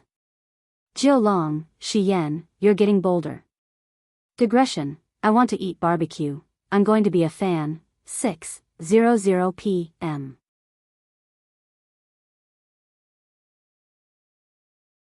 Chapter 23-25. This question instantly caused Jiao Long and Shi Yan to be shocked on the spot. Emperor? The two of them were shocked. Their previous arrogance immediately disappeared and was replaced by deep respect. Why are you here? Jiao Long's face turned pale. What did he say to the emperor just now? No wonder he felt that something was wrong when he saw this figure. This figure, this aura. He actually didn't recognize it. Actually, Jiao Long couldn't be blamed. After so many years, the number of times he had seen the emperor could be counted on one hand. On one hand, the emperor didn't show up most of the time. On the other hand, with his and Shi Yan's seniority, they were usually quite far away from each other. They couldn't be said to be familiar with each other. Moreover, they didn't expect that the emperor would appear here. Rong Xiu looked up slightly. Three figures could be vaguely seen from afar. They were Chu Luiyue and the other two. Their strength was not as strong as Jiao Long and Shi Yan. In addition, Qi Han and Lu Feng were only in the high god realm and were injured, so their speed was even more limited. As a result, the distance between the two sides was so large in a short period of time. However, this made it convenient for Rong Xiu. This short period of time was enough for him to solve the problem of the two. Thinking of this, Rong Xiu retracted his gaze and looked at the two again. Feeling that indifferent and cold gaze on them, Jiao Long and Shi Yan felt a sense of pressure and their bodies tensed up. Didn't you already guess why I am here? He said indifferently. The two of them were stunned. After a while, they suddenly came to their senses and were shocked. Wait, what does the emperor mean? Did he really come with Chu Luiyue? But Chu Luiyue's background, when did he have contact with the emperor? Furthermore, it would appear that the relationship between them was not ordinary at all. Otherwise, Chu Luiyue wouldn't have used such a tone when he mentioned the emperor. Shi Yan suddenly thought of something and gasped. Emperor, that Sheng Guanyu, is one of your men? He was guessing that Chu Luiyue was Rong Xiu's subordinate and nothing else. However, Rong Xiu was too lazy to correct him. He only raised his eyebrows slightly. His people. There was nothing wrong with that. Ben was his. His reaction, in the eyes of the other two, was obviously a tacit agreement. For a moment, the two of them did not know how to react. Why didn't Chu Luiyue mention such an important matter before? If she had revealed even the slightest bit, she definitely wouldn't have received that kind of treatment in the illusory god palace. Jiao Long and Shi Yan couldn't figure it out. The only thing they were clear on was that they had offended Chu Luiyue earlier, and this undoubtedly meant that they had offended the Celestial Emperor as well. Celestial Emperor, we have eyes but failed to recognize Mount Tai, which is why we offended you. Please forgive us. Jiao Long came back to his senses and quickly begged for mercy. Other than begging for mercy, he couldn't think of anything else he could do now. Previously, he had rushed over excitedly, intending to find the last zither score before Chu Luiyue. Even if he couldn't find it, it wasn't bad to get rid of the person who conspired with her first. Who knew that he would bump into this person? Wasn't this courting death? Shi Yan saw the situation and immediately followed suit, his heart filled with uneasiness. Although they had only seen the Celestial Emperor a few times, they were very clear about the Celestial Emperor's temperament. It was definitely not to be provoked. The mistake that they had made today was enough for them to suffer a lot. Rong Xiu didn't say anything. The surroundings fell into a dead silence, as if even the air had frozen at this moment. The two of them held their breaths, as if their hearts were about to jump out of their throats. Finally, Rong Xiu spoke. Go to the illusory god sea and receive your punishment. Without Ai's permission, you are not allowed to leave. Hearing this, Jiao Long and Shi Yan were stunned. Celestial Emperor means, now? Rong Xiu's eyes moved slightly, and his thin scarlet lips raised into an extremely cold arc. If you can continue to stay here, it will be considered as your ability. The two of them trembled at the same time. This meant that if they didn't leave immediately, the Celestial Emperor would personally take action. Even if the two of them had the guts, they wouldn't dare to take such a risk. Wasn't this taking the initiative to throw themselves into a knife's mouth? But, Celestial Emperor, it's not that the two of us deliberately disobeyed your orders, but this time, we are here on the orders of the first divine envoy to find the last zither score. If we can't complete the mission, I'm afraid that when we return, we won't be able to explain it to the first divine envoy. Jiao Long braced himself and spoke with difficulty. If they had any other choice, they wouldn't choose to go against the Celestial Emperor. But in this situation, they really had no choice. After all, the divine envoys were from the illusory god palace. Since the first divine envoy had ordered them, they didn't dare to disobey. Although the Celestial Emperor had a noble status, under most circumstances, he wouldn't interfere in the matters of the illusory god palace. And the zither score was also an item of the illusory god palace. Logically speaking, this matter shouldn't have much to do with the Celestial Emperor. Why would he come here personally? Rong Xiu raised his eyebrows slightly. What? Ai's orders can't even compare to the words of the first divine envoy. We don't dare. Jiao Long and Shi Yan's souls almost flew out of their bodies as they hurriedly denied. Not to mention them, even the master of the illusory god palace had to respectfully greet the Celestial Emperor when he saw him. How could they dare to say that? After weighing the pros and cons, the two of them struggled for a while before finally nodding with difficulty. We obey the Celestial Emperor's orders. But, the last zither score, Rong Xiu narrowed his eyes. The zither score came from the illusory god palace, so it should return in the end. Hearing this, Jiao Long and Shi Yan only thought that he agreed to return the last zither score to the illusory god palace after finding it. No matter what, they would be able to answer to the first divine envoy when they returned. Then, the two of us will take our leave. After saying that, seeing that Rong Xiu's expression was normal, the two of them bowed respectfully and then hurriedly turned and left. Their speed was even faster than when they came.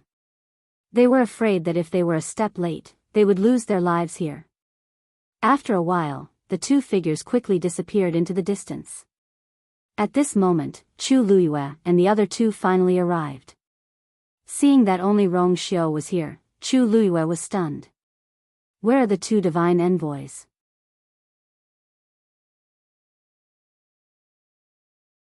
Chapter 23-26. Rong Xiu turned around. Who? Chu Luiyue said, the 9th and 10th divine messengers. The two of them just came here. Didn't you see them? Rong Xiu shook his head. I've been here the whole time. I didn't see anyone coming. Chu Luiyue frowned. How could she not see them? Although the two divine messengers had put some distance between her and Seven Chill Dew Wind, she was sure that they were coming this way. She looked left and right. The surroundings were barren and desolate. There were no signs of anyone coming here. Suddenly, she focused her gaze and looked at the collapsing void not far behind Rongxiu. This is, Rongxiu followed her gaze and explained. The loud noise just now came from here. The last time we came here, something similar happened, but it was different. Chu Luiyue nodded slightly. She had noticed this as well. The last time, she and Rongxiu fell into a space that suddenly collapsed, and they brought the rocks back. This time, the energy and pressure here were much stronger than in the tombs of the high gods. Although the void was constantly swallowing energy, twisting and collapsing, it was not completely overturned yet. From this, one could see how powerful the power of space here was. At a glance, a transparent vortex had formed in the void. It kept spinning and expanding. The surrounding energy of heaven and earth kept surging into it, gradually turning it into a black hole. It could not be seen or touched. Only the vast pressure was getting heavier and heavier, indicating the danger within. It was still rising. A faintly discernible summoning force came from the vortex. Chu Luiyue frowned slightly and walked forward. Master. Qihan and Lu Feng called out worriedly. Chu Luiyue raised her hand. Don't worry. I know what to do. With that, she continued to walk forward. At this moment, a piece of gravel the size of a palm suddenly rolled over from the side. It only stopped when it touched the tip of her foot. Chu Luiyue looked down. Obviously, this stone came from one of the tombstones. And it was the tomb of the high god. She bent down and picked up the stone. Suddenly, she heard a faint buzzing sound in front of her that could not be ignored. Buzz, she looked up in surprise, only to see that the vortex not far in front of her had suddenly stopped spinning. But this situation only lasted for a moment. The next moment, everything returned to normal. It didn't seem any different from before. However, Chu Luiyue's eyes widened in shock. Because, there seemed to be an invisible connection between her and the vortex. This feeling was very strange. From this moment on, she could vaguely feel the changes in energy of the vortex. She was stunned for a moment, then suddenly, she looked at the stone in her hand. It was just a shattered, weathered, and ordinary-looking rock. There were traces of erosion on it. If it was on the ground, no one would take a second look at it. However, this was a tombstone that belonged to a high god. At this moment, the void to her right twisted and collapsed, then quickly formed a vortex. Another stone rolled to her feet. Chu Luiyue sucked in a breath of cold air. An absurd and daring idea surfaced in her mind. It can't be, she muttered softly. Then, she bent down and picked up the second stone. Almost at the same time, the second vortex stopped spinning. Chu Luiyue's hand slowly clenched. Then, the vortex spun again, and it established that invisible connection with Chu Luiyue. Chu Luiyue was shocked. As expected. The stones here were similar to the ones she had obtained in the high god's tombstones, but in fact, they were very different. Each of them actually controlled a space. It might be an exaggeration to say that they controlled it, but it was basically the same. The surrounding energy was constantly surging toward the two vortexes, and the two stones in Chu Luiyue's hand seemed to be faintly strengthening. Although it was subtle, it could not be mistaken. Clang! Suddenly, the sound of a zither came from Chu Luiyue's dantian. The sound of the zither was bleak and cold, and it spread far and wide in this vast wilderness. Chu Luiyue frowned subconsciously. She did not do anything just now, so why did the sound of the zither suddenly appear? Suddenly, a cry of surprise came from the wind. The void over there is also starting to collapse. And there. Chu Luiyue followed his gaze. Not far behind them, 3 more vortexes quickly appeared. The vast space seemed to be divided into countless small areas, and they all started to collapse. In just a few minutes, Chu Luiyue and the others were already surrounded by several void vortexes. A few stones rolled over and stopped at Chu Luiyue's feet. Her heart raced, and the blood in her body seemed to be boiling. Her guess seemed to be correct. These stones, these tombstones of Her Eminence, these heroic souls that had been buried for tens of thousands of years, seemed to be awakening. Her Eminence was naturally different from a high god. A high god's combat strength was in the god domain, but Her Eminence had completely divided this world and controlled the endless power of space. Buzz. Buzz. Buzz. Void vortexes appeared around them one after another. More and more stones came to Chu Luiyue's side, as if they were responding to her summons. Clang. Clang. Chu Luiyue's glabella was boiling hot.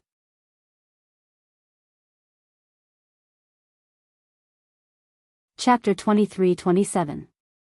She touched the area between her eyebrows. It was as if there was a burning flame burning there. Her heart was beating rapidly, and the blood in her body was surging. This was her totem. Chu Luiyue had known about the existence of this thing for a long time, but it had only appeared a few times when she was in a life-or-death situation. Hence, she had not been able to pay much attention to it. But now, this totem had suddenly appeared again. It was so clear. The surrounding energy of heaven and earth started to gather towards her quickly. Her aura also started to rise rapidly. Buzz buzz. Chu Luiyue looked up. Above the heavens, the void was continuously distorting and collapsing. Vortexes were constantly appearing. Large pieces of rocks had already piled up beside her feet. An unparalleled amount of energy exploded, creating an extremely terrifying pressure that made it hard for people to breathe. Beside her, Lu Feng clutched her chest and sat down. She coughed a few times and wiped away the blood at the corner of her mouth. Then, she placed her hands on her knees and started to channel the surrounding energy into her body. Under such a powerful pressure, the best way to deal with it was to cultivate. Seeing this, Qi Han's expression became serious. He also placed his sword in front of him and started to cultivate. At this moment, endless energy was surging towards them from all directions. Most of it entered the collapsed void, which indirectly strengthened the power of the rocks beside Chu Luiyue's feet. The remaining small portion dissipated and was swallowed by Lu Feng and Qi Han. Although the energy that the two of them occupied was only a small portion compared to the energy that was surging into the void, it was definitely an extremely vast amount for an exalted god. A faint blue glow overflowed from Lu Feng's body and quickly enveloped him. This was his godly territory. After the violent energy entered this godly territory, it was refined and became even purer. Without a doubt, this greatly increased Lu Feng's cultivation speed.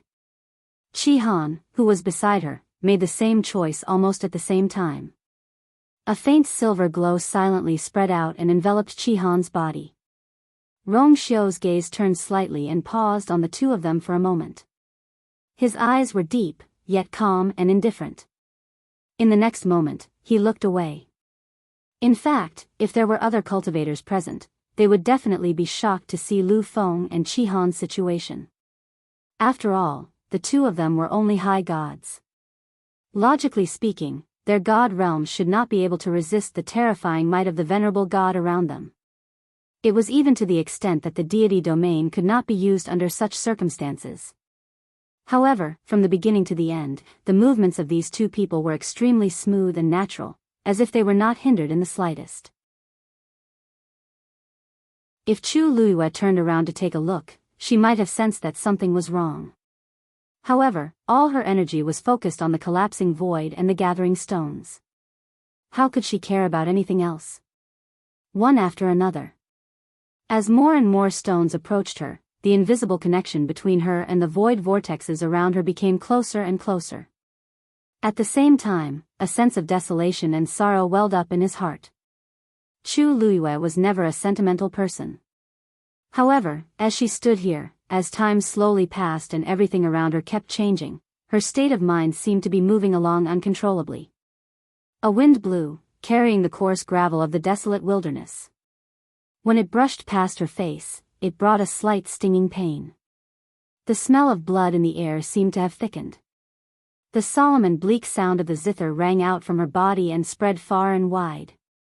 There seemed to be an image that appeared in her mind, but it was not very clear. Chu Luiyue raised her hand almost instinctively. Her eyes focused and seemed to have sunk into nothingness. At this moment, there seemed to be countless stars in the depths of her obsidian-like eyes. Then, her slender and white fingertips gently plucked. Clang! There were no strings under her hands, so she used the countless intersecting spaces as support to play the zither. Clang clang!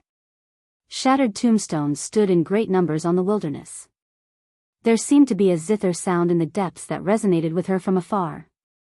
The palace of the illusory god. Jiao Long and Shi Yan returned as fast as they could. After stepping into the illusory god palace, they did not care about anything else and hurried to the residence of the first divine envoy. Just as they arrived outside the courtyard and stood still, the door of the courtyard opened. Seeing this scene, Jiao Long and Shi Yan looked at each other and saw the worry and nervousness in each other's eyes. The first divine envoy obviously knew something. This made them timid and for a moment, they did not dare to take a step forward. Come in and talk. A low and indifferent voice came from inside. The two did not dare to refuse and walked in nervously. Just like last time, they stopped when they were 5 steps away from the door. After respectfully cupping their fists, Jiao Long spoke after some deliberation. First divine envoy, this time, the two of us did not do well and did not succeed in bringing back the zither score. Please punish us. Reason? The voice was calm and collected, without the slightest hint of surprise. Jiao Long wiped the sweat from her forehead. However, Shi Yan could not help but explain. First divine envoy, this time we failed to return because the emperor also went to the god-slaying tomb. Also, Shanghai Yu went with him. Maybe because Shanghai Yu was the owner of the first 2 zither scores, the emperor intended to let her do it. Although we don't know why the emperor suddenly intervened, we did not dare to disobey the emperor's order, so we came back. However, the emperor promised to send the zither score to the illusory god palace after this matter is over. Jiao Long gritted her teeth and added. In addition, the 2 of us have been ordered to the illusory god sea to receive punishment because we offended the emperor unintentionally. Without the emperor's order, we are not allowed to go out. In other words, after explaining to the first divine envoy, the 2 of them had to go to the illusory god sea. After the 2 of them finished speaking, the room was silent for a long time. This strange silence caused the 2 of them to be somewhat at a loss. Just now, they did not say anything wrong, did they? No matter what, they had explained the matter clearly. If one thought about it, one would understand that this matter was not their fault. Not to mention them, even the first divine envoy did not dare to disobey the emperor's order. Moreover, the emperor had already punished them. What else could be considered enough? Jiao Long and Shi Yan waited for a long time. First divine envoy? Finally, they got a response. I already know about this matter. You can leave now. You should receive your punishment, but this matter cannot be spread. The 2 of them were stunned.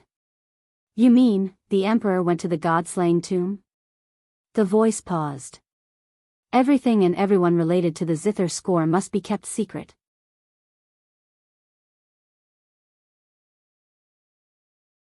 Chapter 23-28.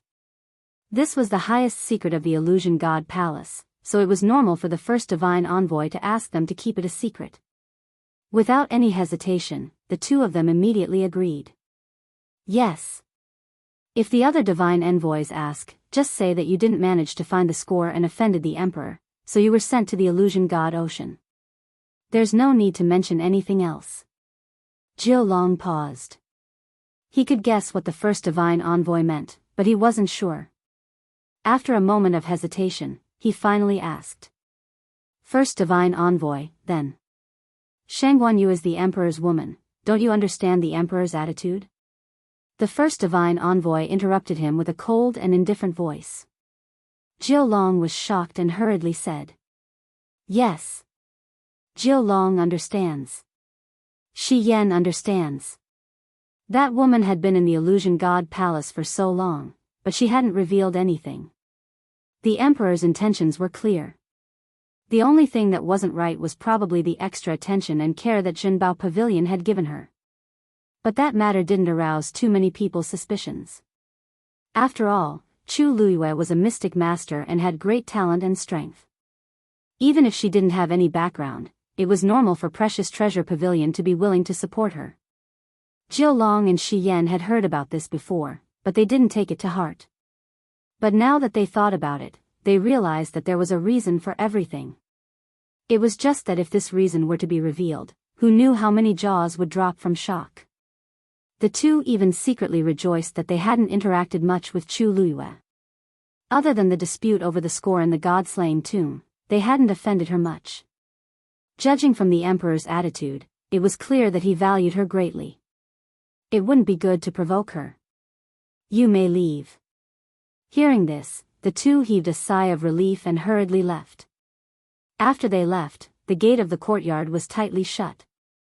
In the courtyard, little Hachi was lazily resting on a chair, holding a scarlet pill in her hand. She narrowed her eyes and looked at it through the light. Jian Fengqi sat next to her with his hands on his knees. A rare hint of nervousness appeared in his charming peach blossom eyes. Did you refine this yesterday? Little Hachi asked. Jian Fengqi nodded. A total of 6 pills. They're all here. There was a jade bottle beside little Hachi. The one in her hand was the first one she had poured out. The veins on it were clear, and the medicinal fragrance was rich. This was a top-notch Grand Physician-level pill. Then, with a light pinch of her fingernails, the pill instantly turned into ashes. Little Hachi. Jian Fengqi's eyes widened instantly. Why did you destroy my pill?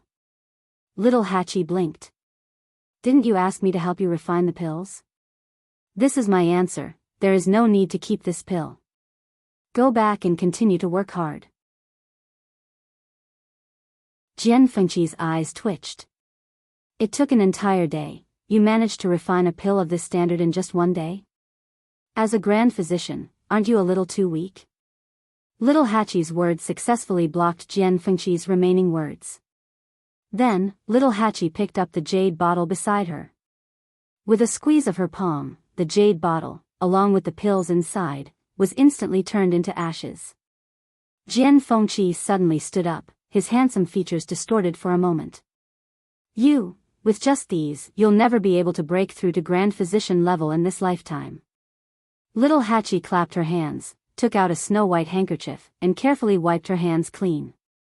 Jian Fengqi clutched his chest and took a step back. He pointed a trembling finger at little Hachi, but he couldn't say anything. He was angry. He thought that he had suffered enough during this period of time, but he underestimated little Hachi's fighting ability. Last time, he stole a medical book from little Hachi. Although he didn't say it out loud, he was still very grateful to little Hachi. So after he finished refining this time, he specially came to ask little Hachi for help. But what awaited him was an absolutely merciless attack from all sides. Jian Fengqi regretted it for a moment. When he first got the medical book, why did he think that little Hachi was a good person? He was really blind, really blind. Little 8 was finally satisfied when he saw him being angered to this extent. Actually, she wasn't so sharp-tongued in the first place, and she wasn't deliberately targeting Jian Fengqi. It was just that she had suffered too much from Big Brother recently, and needed to find someone to calm down. Seeing Jian Fengqi suffer, little Hachi immediately felt much better. That's right. She was still very outstanding. In fact, Big Brother was still the pervert. Yes, that was it. Thinking of this, little Hachi narrowed her beautiful eyes and said with a smile, seeing that you've worked hard to refine these pills, I'll say one more thing. There are 2 medicinal herbs in here, you've used the wrong ones. Of course I know what's wrong with these pills. Jian Fengqi snorted. Little Hachi was stunned and sat up. Really? Jian Fengqi pursed his lips. Isn't it just raging winter grass and river wood? Originally, we should use wind thousand seeds and devil's snare to replace them. Little Hachi raised her eyebrows and looked him up and down. Oh, I couldn't tell. You really know? Jian Fengqi didn't say anything. He was still distressed over the bottle of pills that little Hachi had just crushed. However, little 8 didn't mind and asked again. Since you know, why don't you change it? If these 2 medicinal herbs are used well, the level of this pill can be raised from senior doctor to senior doctor. Jian Fengqi did have some skills. Otherwise, he wouldn't have been able to compete with Chu Luiyue for so many years and still be just a hair's breadth away. This in itself was enough to show that he actually had extraordinary talent. Many times, a tyrannical opponent could often stimulate a person's potential to the greatest extent. Jian Fengqi was like this. Although he had been defeated repeatedly over the years, he had unknowingly left countless people far behind. Hearing little Hachi's question, Jian Fengqi sighed. You think I don't want to do this? But Herb Mountain doesn't have those 2 medicinal herbs. How is that possible? Little Hachi's face was full of astonishment. Although these 2 medicinal herbs were precious, they couldn't be considered top-grade rare items. Moreover, what didn't Herb Mountain have? I've asked. They did have them before, but the last batch was harvested decades ago. Although there are new ones, they're not old enough. These 2 medicinal herbs required at least 100 years of age. He had no choice but to give up. Little Hachi blinked and then stood up. Impossible. Herb Mountain has always been guarded by the 8th Oracle. How could she make such a low-level mistake? No matter what kind of heavenly treasure, when harvesting it, must not be completely seized. Instead, the foundation must be left behind. Little Hachi's heart suddenly burned with a ball of fire. Is she crazy?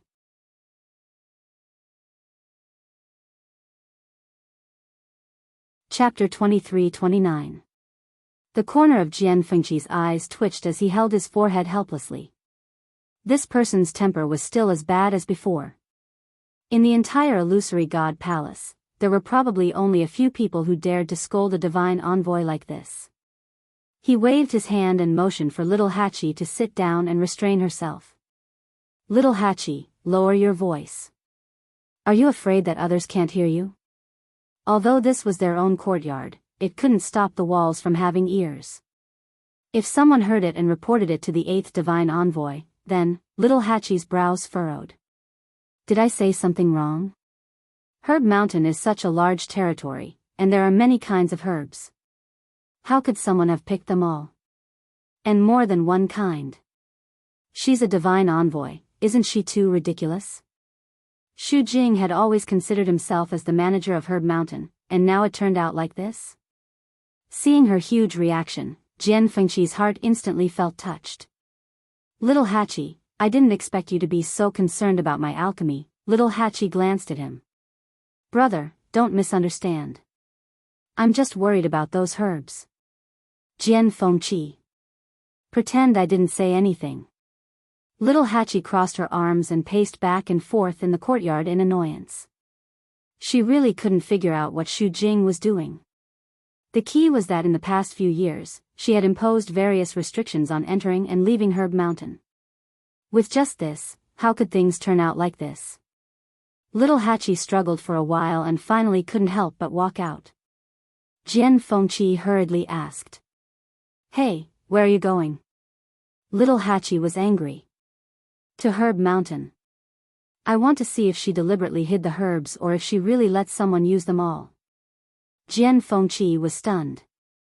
Strange, when did little Hachi become so angry? He wasn't angry himself, so why was she so angry? Seeing that little Hachi was really going out, he hurriedly stood up to stop her. Little Hachi, I think we should just forget about it. Is she the 8th Oracle? If he really let her go there so excitedly, she would definitely cause trouble. Little Hachi raised her eyebrows. What? You don't dare to go? Jian Fengqi was speechless. Was this a question of whether he dared or not? At this moment, Shijing also walked out of the house and headed outside. Seeing the two of them standing at the door, he greeted them. "Yo, little Hachi, are you going to Herb Mountain again?" Little Hachi nodded. "That's right. How did fourth brother know?" Yoshii suddenly paused and staggered. He quickly supported himself on the door and coughed. "Ahem, I heard you guys talking about this just now. Does fourth brother also support me going?" Little Hachi pouted and asked pitifully, "Fourth brother, you have no idea what Shu Jing has done to Herb Mountain." Shijingo glared at him and immediately patted his chest. "Go. In this illusion god palace, where can't little Hachi go?" "Don't worry, with fourth brother here, no one will bully you. When fourth brother is done, I'll go find you." "Fourth brother is still going to the lightning pool?" "That's right." Shijing nodded. "I think they don't plan on unsealing it yet. I really don't know how long they'll drag it out." His tone was filled with dissatisfaction. He had been going there almost every day recently, and little Hachi was already used to it. She nodded in agreement. "It's a bit too much. Fourth brother, you go first. I can handle my own matters." "Don't worry." Jian Fengqi, who was standing at the side, was confused. These two. What were they talking about? Why did it sound like those oracles really couldn't do a good job and they were very dissatisfied with it? Chu Luiyue was used to being arrogant. Why were the 13 Yu guards learning from him? They didn't even have a bloodline totem, but each of them was more arrogant than the other. Lightning Pool, Herb Mountain, why did it sound like it was her territory? Mitsui responded and gave her a thumbs up, praising her. "Thank you for your help. Little Hachi, you're so beautiful today." 81st smiled, then asked, "What's the matter? You weren't beautiful yesterday?" Mitsui immediately said with great sincerity, "Little Hachi is beautiful every day. The second most beautiful woman in the world. The number one beauty was their master." This was the tacit agreement of the 13 Yu guards. Hearing this, little 8 was indeed satisfied, and only then did he wave his little hand. "Then fourth brother, goodbye." Only then did Shijing leave. After taking a few steps, Shijing lightly slapped his own mouth. "Who told you to be so talkative? Who told you to be so talkative?" Actually, when he was in the room, he had been thinking about the lightning pool. He didn't hear a single word of what little Hachi and Jian Fengqi said outside. When he was about to leave, he coincidentally bumped into them and a sentence came out just like that. Luckily, he managed to cover it up. Shijing took a deep breath, then quickened his pace and walked forward. With Shijing's support, little Hachi immediately became more confident and went straight to Herb Mountain. Jian Fengqi saw that he couldn't persuade her, so he could only follow her. Little Hachi looked back at him and teased. "Why, aren't you worried that you'll cause a lot of trouble if you go with me?" Jian Fengqi said seriously. "No matter what, this matter started because of me. I can't just sit back and do nothing." Little Hachi was interested and asked. "Then if I fight with Shu Jing," Jian Fengqi said without hesitation. "I'll cheer for you." Little Hachi, she knew that she couldn't rely on this brother of hers. The two of them were very fast. Herb Mountain was the same as usual. People came and went, and it was very lively. When they saw little Hachi coming over, many burning gazes fell on her. At the same time, some of them glanced at Jian Fengqi with hostility. Jian Fengqi was silent for a moment. "Little Hachi, I'm a little regretful. Can I go back now?" Little Hachi walked forward without looking back. "What are you afraid of? Let them look. It's not like you'll lose a piece of meat." Jian Fengqi. "You won't, but I might." It wasn't that he hadn't been looked at by so many people at the same time, but they were usually women. It was the first time that so many men were staring at him at the same time. Young Master Jian was really panicking. Little Hachi laughed. "I see that many girls are looking at you too." Jian Fengqi's looks were top-notch, and he was suave and elegant. It was normal for girls to like him. Swish. Jian Fengqi pushed open his fan and covered half of his face as he softly said, "I'm sorry." "Shoo, don't talk nonsense. It's not good if others hear you." Little Hachi understood. "I'm afraid that little Hongyu will hear me. But she's been cultivating in seclusion in her room recently." Jian Fengqi's eyebrows twitched. "How do you know that she won't suddenly appear here? This was what she was best at, all right?" He was busy defending himself and didn't deny the first half of the sentence. Little Hachi pursed her lips and smiled meaningfully. "Forget it. Let's go see if there are any more of those two herbs." After saying that, she ran in a certain direction. Jian Fengqi said, "Wait, it's not there." He had been here before and was clearly in the opposite direction. Little Hachi blinked. "It's here." Digression, 13 U guards, gradually recovering lost territory 6:00 p.m.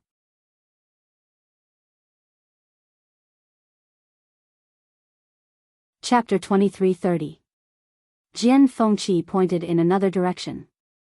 Wind thousand seeds and devil's snare are usually associated with each other. They grow in damp and cold places. I've been to this herb mountain a few times. I'm sure I'm not mistaken. Little Hachi said, "I didn't say you were mistaken.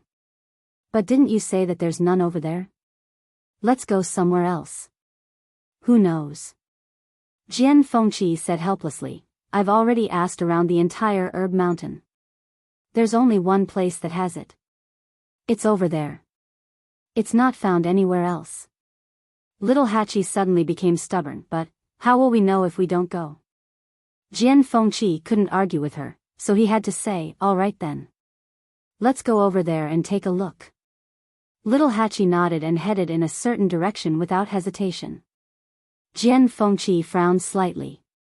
Looking at Little Hachi's back, a strange feeling welled up in his heart. Why did he feel that Little Hachi didn't just pick a random direction? Instead, she had already made up her mind to go there? This thought flashed through Jian Fengqi's mind, but he quickly suppressed it. He moved his feet and followed her. The herb mountain stretched for hundreds of miles. The area was vast, and the mountain range was continuous. There were all kinds of heavenly materials and earthly treasures. It was easy to get lost in this place if one wasn't careful. But Little Hachi seemed to be very familiar with this place. She turned left and right without stopping. After walking for a while, Jian Fengqi finally couldn't help but ask, "Little Hachi, how many times have you been here before? Why are you so familiar with this place?" Little Hachi thought for a moment and said, "Not many times. But the terrain here is simple. I can remember it with a glance." "What's so strange about it?" Jian Fengqi, looking at Little Hachi's relaxed expression, for a moment, he doubted his brain. Was it not enough? That couldn't be right. He was a celestial physician. With so many complicated prescriptions, he could basically memorize them after reading them a few times. His memory could definitely be considered top-notch. However, after coming to Herb Mountain several times, he often felt a little confused. What was going on with Little Hachi? After thinking for a while, Jian Fengqi felt that there was only one possibility: Little Hachi's talent was indeed a little better than his. No matter what, she was now a supreme doctor. It was not surprising that she was better than him in this aspect. Thinking of this, Jian Fengqi felt much better. "We're here." It was right in front. Little Hachi suddenly said. Jian Fengqi followed her line of sight and saw that behind a steep and tall mountain, there was actually a rather short and ordinary hill. The mountain was verdant and lush, and there were many medicinal herbs growing there. However, when Jian Fengqi took a closer look, he did not see Feng Qianzi and mandala. "This place doesn't have it, right?" he said with some uncertainty. Little Hachi did not say anything. In a flash, she arrived at the foot of the hill. A small stream flowed by. The water was so clear that the bottom could be seen. On both sides of the stream, there were clusters of lush green bellflowers that were half the height of a person. Little Hachi's body was light as she jumped over a few stones in the stream. After arriving at the other side, she stretched out her hand and brushed aside a cluster of bellflowers. Look, isn't this it? Hearing this, Jian Fengqi was stunned and hurried over. He went over to take a look. Indeed, there were clusters of feng qianzi growing under the bellflowers. These feng qianzi had no leaves. On the rhizome, there were round and round seeds in a picturesque disorder. When the wind blew, this heavy cluster of seeds swayed with the wind. A few of the seeds were blown off and scattered in the stream, flowing downstream. Because these feng qianzi were a light green, they were hidden very well among the bellflowers. Therefore, Jian Fengqi did not see them at first. At the rhizome of the feng qianzi, there were thin purple vines wrapped around it. It was mandala. They really do have them. Jian Fengqi was really shocked. More importantly, these feng qianzi and mandala seemed to be at least 500 years old. However, he had asked many people before, and they all said that Herb Mountain did not have any more feng qianzi and mandala of this age. What are you waiting for? Little Hachi raised her chin, indicating that he could take the things away. Jian Fengqi came back to his senses and took a few clusters. Looking at the herbs in his hand, Jian Fengqi could not help but look at Little Hachi again with a strange expression. Little Hachi, this place is so secluded. How did you know? Little Eight opened his mouth, but the words were stuck in his throat and he changed his mind. I already knew. Her words were a little ambiguous, but Jian Fengqi did not hear it. He just thought that she had been here before. After all, with her temperament, she was really capable of doing such a thing. However, this place is so deserted.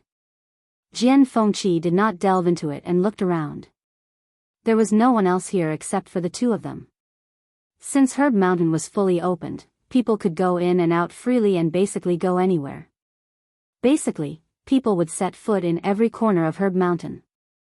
However, this place was deserted, as if no one had ever been here. Little Hachi shrugged. Who cares? Anyway, we found the things, just take them. How dare you? A voice full of anger suddenly came from behind the two of them. Jian Fengqi immediately looked back and saw Xu Jing standing not far away, looking down at the two of them. Her carefully drawn eyebrows were tightly knitted, and there was undisguised anger in her eyes. Jian Fengqi elbowed Little Hachi. Hey, the person you're looking for is here. Of course, Little Hachi had already recognized Xu Jing's voice. Her red lips curled into a perfect arc, and she slowly turned around. Eighth Oracle, what a coincidence. Her voice was still soft and delicate. Those who did not know better would think that she was greeting a good friend that she had not seen in a long time. However, this voice was particularly harsh to Xu Jing's ears. Her face was cold. You are really getting bolder and bolder. How dare you trespass here? Do you know where this is? Little Hachi said honestly. I know. Isn't this Herb Mountain? Wasn't it just opened not long ago? Why are we not allowed to come here now? Xu Jing was so angry that her whole body was trembling slightly. This is the private land of the Oracle. How can you step in as you please? Little Hachi and Jian Fengqi immediately understood. So this is your residence. I'm sorry, we really didn't know. Xu Jing was in charge of the affairs of Herb Mountain. She usually spent most of her time here. Even the other oracles did not set foot in this place. However, she never expected that these two people would come here just because she went back to the palace of the illusory god and came back a little late. You want to shirk responsibility just because you said you didn't know? Xu Jing was so angry that she laughed. Little Hachi spread her hands. Eighth Oracle, you said that this is your territory, but you didn't even leave a sign. Who would know? Xu Jing coldly reprimanded. Why not? The barrier outside.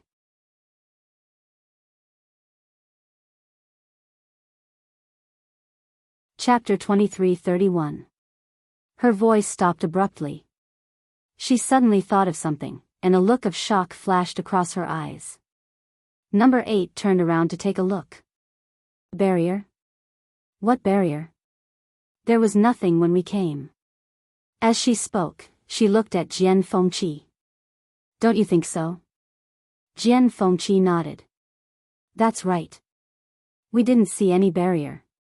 If there was, they wouldn't have come here so casually. Xu Jing looked up in disbelief. The barrier in the distance had indeed dissipated at some point. Xu Jing's heart sank. How could this be? That barrier had existed for tens of thousands of years, and such a situation had never happened before. Little Hachi's eyes flashed as she smiled. Eighth Oracle, how long has it been since you came to Herb Mountain? How could you not know that your barrier has disappeared? Xu Jing pursed her lips tightly and didn't say anything. Then, she said, in that case, I'll let you off this time. There won't be a next time. After saying that, she turned around and was about to leave. She seemed to be in a hurry, as if she was in a hurry to do something. Little Hachi suddenly stepped forward and chuckled. Eighth Oracle, wait. Xu Jing turned around impatiently. What else do you have to say? If she wasn't in a hurry to confirm something, she wouldn't have let these two off so easily. Little Hachi said, it's not a big deal. Actually, it's not a big deal. I just have a few words that I want to talk to you about. Xu Jing frowned. What kind of medicine was this little eighth selling in his gourd? I don't have time to listen to your useless words. Xu Jing retracted her gaze and was about to leave. However, little Hachi's words made her stop in her tracks. Eighth Oracle, I heard that you have been in charge of Herb Mountain for tens of thousands of years. Logically speaking, you should know every blade of grass, every tree, every mountain, and every river here the best. However, Eighth Oracle, you don't seem to be doing a very good job. These words completely ignited the long-suppressed anger in Xu Jing's heart. She abruptly turned around and questioned sternly, what did you say? The Herb Mountain was what she cared about the most. In the past few years, she had been trying to seize more rights, wanting to completely take Herb Mountain as her own, and so on. It was not difficult to see this point. Therefore, she would never allow anyone to question her in this aspect. Previously, it was the God Monarch who had made a move. She was wary of him, so she obediently handed over all her authority. No matter how unwilling she was, she would never dare to go against that person. However, little Hachi was different. Who do you think you are? How dare you talk nonsense in front of me? Xu Jing was so angry that he didn't show any mercy with his words. Little Hachi was not annoyed. She raised her eyebrows and said, if the eighth divine emissary had cared about Herb Mountain in the slightest, then Herb Mountain wouldn't have ended up like this. Don't tell me you don't know that. Wind seeds and devil's snare that are more than 100 years old are all gone. Of course, Xu Jing knew. After all, she had kept a close watch on every single herb on Herb Mountain. However, she didn't care. So what? Then, what? About? Little Hachi repeated her words. The smile on her lips deepened, but a layer of frost gradually gathered in her eyes. She sneered. Heavenly treasures are extremely precious, but it is precisely because of this that they have to be taken care of carefully. In the end, you harvested all of them and didn't leave anything behind? Eighth Oracle, even I understand this simple logic. How can you not understand it? The only explanation was that Xu Jing didn't think about taking good care of Herb Mountain at all. She just wanted to seize as many benefits as possible. Anyway, she definitely didn't lack herbs in her hands. As for the rest, she couldn't be bothered to care. Xu Jing was so angry that she laughed. She took a step forward and looked at little Hachi with contempt and ridicule. Since Herb Mountain is guarded by me, then it's not up to others to worry about these things. Whether Herb Mountain is good or bad, what does it have to do with you? Little Hachi's expression gradually turned cold. I know that you've recently broken through to Supreme Doctor and that it's time to show off. However, this illusory god palace doesn't lack a Supreme Doctor like you. Besides, you don't have a bloodline totem. Seeing the change in little Hachi's expression, Xu Jing was very pleased. During this period of time, she really had enough of all kinds of anger. She had long suppressed a stomach full of anger. Now that little Hachi had bumped into the muzzle of the gun, she naturally wouldn't let it go so easily. You and your arrogant and despotic master are just as annoying as you. You're just born lowly, slap. Before Xu Jing could finish her words, her face was fiercely slapped. The loud and clear sound of the slap rang out, instantly freezing the surrounding space. Little Hachi had used all her strength in this slap, directly slapping Xu Jing's face to the side. It wasn't that she was weaker than little Hachi, but she really didn't expect little Hachi to suddenly make a move. Ever since Xu Jing became a god's messenger, she had always been high and mighty. When had she ever been slapped in the face like this? She covered the numb and painful half of her face and looked at little Hachi in shock and anger. You! Without thinking, she raised her hand to counterattack, slapping towards little Hachi's face. Little Adi clamped her wrist in a death grip. That pair of beautiful eyes, which had always been enchanting and seductive, was now filled with a biting cold. You dare to scold master, I think you don't want to live anymore. Jian Fengqi, who was watching from the side, was also stunned for a while. My great aunt, you're really fighting with a god's messenger. Just as he was about to persuade her, he suddenly felt that something was wrong with the surroundings. He lowered his head to take a look. Ripples suddenly appeared on the surface of the stream. The surrounding grass and trees swayed without wind. An indistinct and powerful aura was gradually revealed.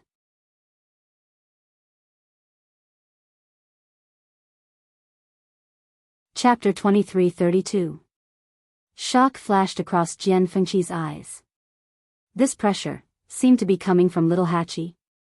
But wasn't she the exalted god? How could she cause such a big commotion? However, Xu Jing was still angry and did not realize that something was wrong. She clamped down on little Eight's wrist and raised her hand to hit him again. Chi! The sound of something breaking through the air suddenly came, and a folding fan hit her wrist hard.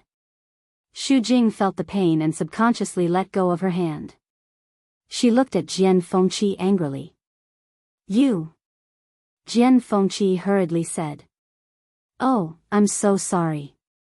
I wanted to stop little Hachi, but I didn't expect to hit you. Eighth Oracle, are you okay? Xu Jing was furious. Jian Fengqi was clearly helping little Hachi. Good. Good. You two are really going to rebel. Little Hachi stared at Xu Jing. Her red lips curled into an enchanting smile, but her eyes were extremely cold. Oh. Who did you say was going to rebel? Her voice was as soft and sweet as ever, but her tone now carried an indescribable majesty. Xu Jing's heart trembled as she subconsciously exchanged glances with little Eight. She did not know why, but when she met those cold and smiling eyes, she suddenly felt a strong sense of uneasiness. Those eyes seemed to be able to see through everything, straight to the deepest part of her heart. The bellflowers swayed, the stream flowed faster, and the waves surged. Little Hachi said. Xu Jing, this herb mountain, you are not qualified to be in charge. Xu Jing was like a cat whose tail had been stepped on. She screamed. If I'm not qualified, do you think you are? Little Hachi did not say anything and just stared at her. The letter hanging from her waist began to tremble slightly. The words on it were rich and bright, as if they were about to burst out of it. It seems that if I don't teach you a lesson today, you won't realize what you've done wrong.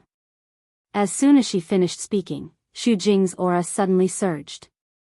However, little Hachi's face did not show any signs of panic. Instead, the corners of her lips curled into a mocking smile. Jian Fengqi glanced at her and the corner of her eyes twitched. How could little Hachi still smile at a time like this? She was really not afraid of offending Xu Jing. Jian Fengqi's figure moved, and he came to Xiao Ba's side. He pulled her behind him and said softly, he whispered, Little Hachi, you're too bold. With this slap, how would Xu Jing take revenge on her? How would she continue living in the future? Little 8, on the other hand, brushed his hair behind his back and smiled enchantingly. What's there to be afraid of? I'd like to see how she's going to teach me a lesson. Jian Fengqi was about to say something when he suddenly saw a barrier slowly appear not far away. The barrier was pale green and had some strange patterns engraved on it. After taking a closer look, Jian Fengqi realized that it was a Xian formation. However, this Xian formation was filled with countless patterns and lines. It was extremely complicated. If one looked at it for a long time, it would give them a headache. Jian Fengqi retracted his gaze. He was still a little shocked. Is that the barrier that the 8th divine envoy mentioned before? Little 8 turned around to take a look as a smile appeared in his eyes. Jian Fengqi did not see her current expression. He was worried, but he still looked at Xu Jing. If it was a divine envoy, the two of them would definitely not be able to defeat him. They had to think of a way. However, at this moment, the power surging from Xu Jing's body suddenly dissipated into the surroundings. The power that he had just gathered dissipated silently just like that. Xu Jing was shocked. He widened his eyes in disbelief and looked at his hands. The pressure that he had accumulated in his palms was also annihilated at this moment. She panicked for a moment. Then, she tried to mobilize the power around her body again. However, before she could do anything, the power dissipated again. Xu Jing's heart sank. Then, she suddenly thought of something and raised her head to look ahead. The barrier had reappeared at some point. The power that had dissipated from her body was also quietly surging toward the barrier. It was the barrier that was forcibly depriving her of power. Xu Jing felt as if a basin of cold water had been poured over her head. An indescribable chill suddenly surged from the bottom of her heart, causing her whole body to tremble slightly. This barrier, Jian Fengqi saw that her expression was not right. He also looked back and was shocked on the spot. Wasn't this the 8th divine envoy's barrier? Why did he suddenly turn around and attack her? Xu Jing suddenly turned around and left quickly. Her speed was very fast. Her footsteps were hurried, and there was a trace of panic and embarrassment in her back. Jian Fengqi blinked. She's leaving just like that. Didn't she say that she was going to teach them a lesson? And little Hachi's slap, was she going to take it for nothing? This 8th divine envoy is really interesting, Jian Fengqi said. He looked at little Hachi and asked with some concern.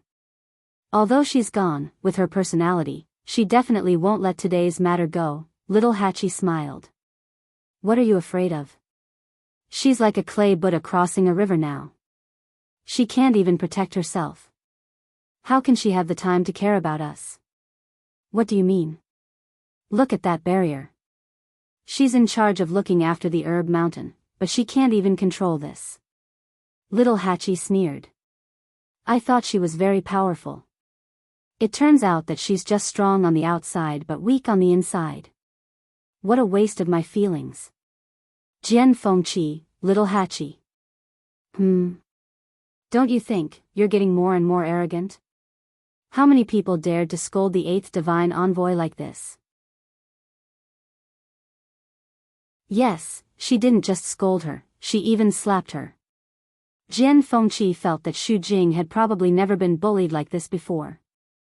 Just look at her expression just now. It was as if she couldn't wait to tear little Hachi apart.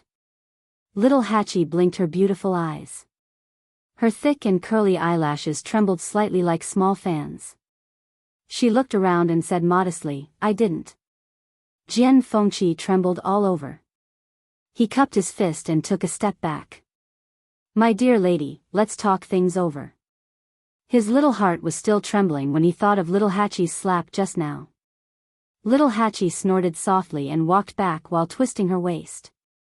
Jian Fengqi thought for a while and followed her. He asked with some concern.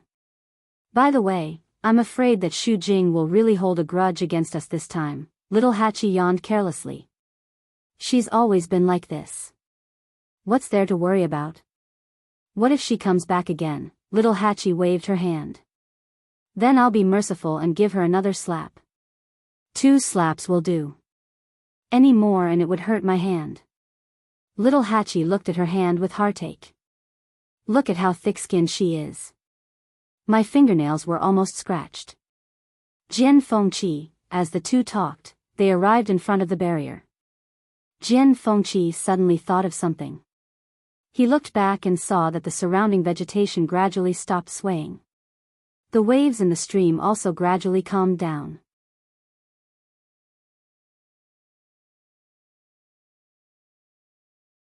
Chapter 23:33. Just like that, everything returned to normal, as if nothing had happened. He frowned and glanced at little Hachi subconsciously. He wanted to ask something, but he didn't know where to start. What should he ask? Should he ask if the commotion just now had anything to do with little Hachi? And the sudden appearance of this barrier, Jian Fengqi shook his head and dispelled that ridiculous thought. Xu Jing had said that this barrier had been here for a long time. How could it have anything to do with little Hachi? At this moment, little Hachi had already arrived in front of the barrier. When he was still 10 steps away from the barrier suddenly dissipated. Little Hachi waved at Jian Fengqi. What are you waiting for? Let's go. Jian Fengqi was stunned for a moment, but then he followed her. It was probably a coincidence. After all, when they arrived, the barrier had also mysteriously disappeared. Little Hachi, why do you think that barrier is not controlled by the 8th oracle? Isn't this her territory? Little Hachi smiled. How would I know? Xu Jing hurried back to the palace of the illusory god. She wanted to look for the first oracle, but halfway there, she remembered that she had asked for an audience several times before, and without exception, she had been rejected. If she went again this time, the result would probably be the same. Xu Jing gritted her teeth, turned around, and walked toward the residence of the second oracle. Just as she arrived at the door, before she could knock, she bumped into Yu Qian, who was walking from the other side. It seemed that he had just returned. Second oracle. Seeing Yu Qian, Xu Jing hurried forward. I have something important to report. Yu Qian was in a gloomy mood. He didn't want to pay attention to her, but when he heard her, he looked up at her and saw that her expression was not right, so he stopped. What's wrong? Just as Xu Jing was about to speak, her gaze suddenly froze as she saw a bloody wound on Yu Qian's hand. It looked like he had been bitten by something. Second oracle, the wound on your hand. Yu Qian's face darkened. I was bitten by a beast on the Divine Beast Mountain. Xu Jing was shocked. What? On the Divine Beast Mountain, there were hundreds of divine beasts. They were all taken care of by the second divine envoy. Normally, these divine beasts were especially respectful towards him. Why did they suddenly go crazy this time? Yu Qian gritted his teeth. In fact, he hadn't been there for a long time. Today, he suddenly thought of this matter and wanted to go and take a look. Who would have thought that one of them would suddenly attack and bite him? Even though he had already killed it on the spot, the wound was still left behind. Furthermore, because the bastard's teeth were poisonous, he had even specially used medicine. Therefore, when he saw Xu Jing at this moment, his mood was at its worst. These bastards are getting more and more impudent. How dare they bite you? Xu Jing's words made Yu Qian even more irritated. He asked coldly, okay, it's already over. There's no need to mention it again. But you said that you have something to report. What happened? A trace of difficulty flashed across Xu Jing's face. She then said, don't worry. There seems to be something wrong with the barrier on the Herb Mountain. Then, she told Yu Qian what had happened. However, she deliberately skipped the part where little Hachi had attacked. It wasn't that she wanted to cover up for little Hachi, but as a divine envoy, she had been slapped by someone who had just arrived at the illusory god palace and didn't even have a bloodline totem. This matter was too embarrassing in itself. If this matter were to spread, she would really lose her face. Anyway, she had plenty of ways to get back at him. After speaking, Yu Qian didn't speak for a long time. Xu Jing was a little nervous. Second divine envoy, what happened to your face? Yu Qian suddenly asked. Xu Jing was startled. Then, she suddenly realized something. There was still a palm print on her face. She had actually forgotten about this matter. Just now, she had rushed over in a hurry. Her mind was only thinking about the barrier. How could she remember this? In the end, Yu Qian saw it. Xu Jing lowered her head in embarrassment. Yu Qian asked, was this slapped by little Hachi? Xu Jing braced herself and nodded. Yu Qian suddenly laughed. Xu Jing, you are the 8th divine envoy. How could you be slapped like this? What are you doing? Seeing that Yu Qian was angry, Xu Jing's heart skipped a beat. It's because she attacked too suddenly. I didn't check in. Yu Qian looked at her coldly. Xu Jing's remaining words were suddenly stuck in her throat. Her face was green and white. After a long time, she finally said. Xu Jing is incompetent. You are indeed incompetent. Yu Qian didn't give Xu Jing any face. You are the divine envoy. How could you be slapped by such a person? If this news gets out, the entire palace of the illusory god will be humiliated because of you. Xu Jing lowered her head and didn't dare to speak. How did you deal with that little Hachi? She paused and lowered her head even more. Not yet. At that time, the barrier suddenly, so, you were slapped, but you didn't do anything in the end. You just came back like this? Yu Qian's eyes were opened. This was simply throwing the face of the divine envoy to the ground and letting others trample on it at will.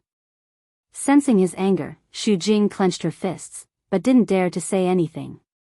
At this moment, it was useless to say anything. She couldn't pretend that what had happened didn't happen. Even if she went back and killed that little Hachi now, she had already suffered this slap. This humiliation was something that would never be erased. Yu Qian took a deep breath.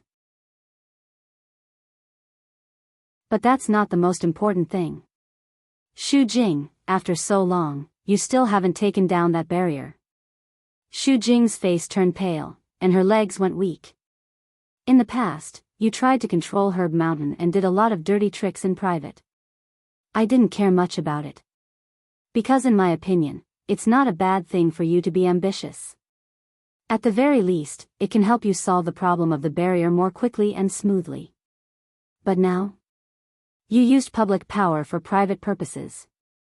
Not only did you alarm the emperor, but you didn't make any progress on the problem of the barrier at all. Xu Jing, you disappoint me too much. Xu Jing almost couldn't bear the series of accusations and reprimands. After a while, she finally managed to find her voice. Second divine envoy, that barrier, I tried my best, but it's not like you don't know how difficult it is to deal with. Yu Qian looked down at her with indifferent eyes. Of course I know that, but I've given you more than 10,000 years, and you still haven't solved it. This is no longer something that can be summarized with the word incompetent. Xu Jing's nails dug deep into her palms, and she felt a sharp pain. However, she was almost numb at this time and couldn't care less about this. That barrier wasn't set up by me in the first place. It's so difficult to control it.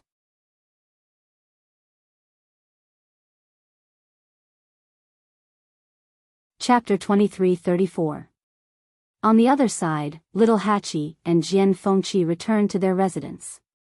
As soon as they entered the courtyard, they saw a familiar figure. It was Yan Qing.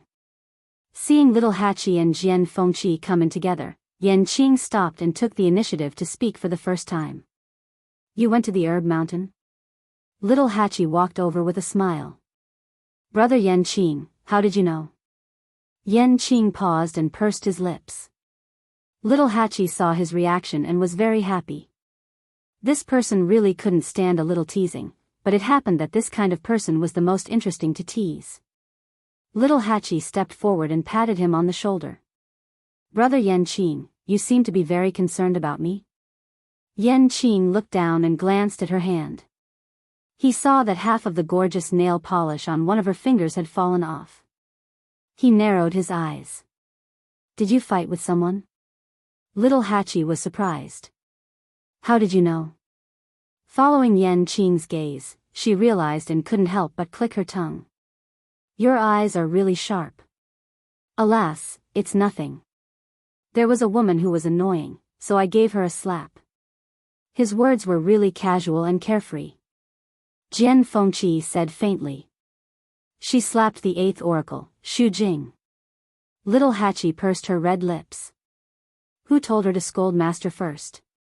Giving her a slap is already a light punishment.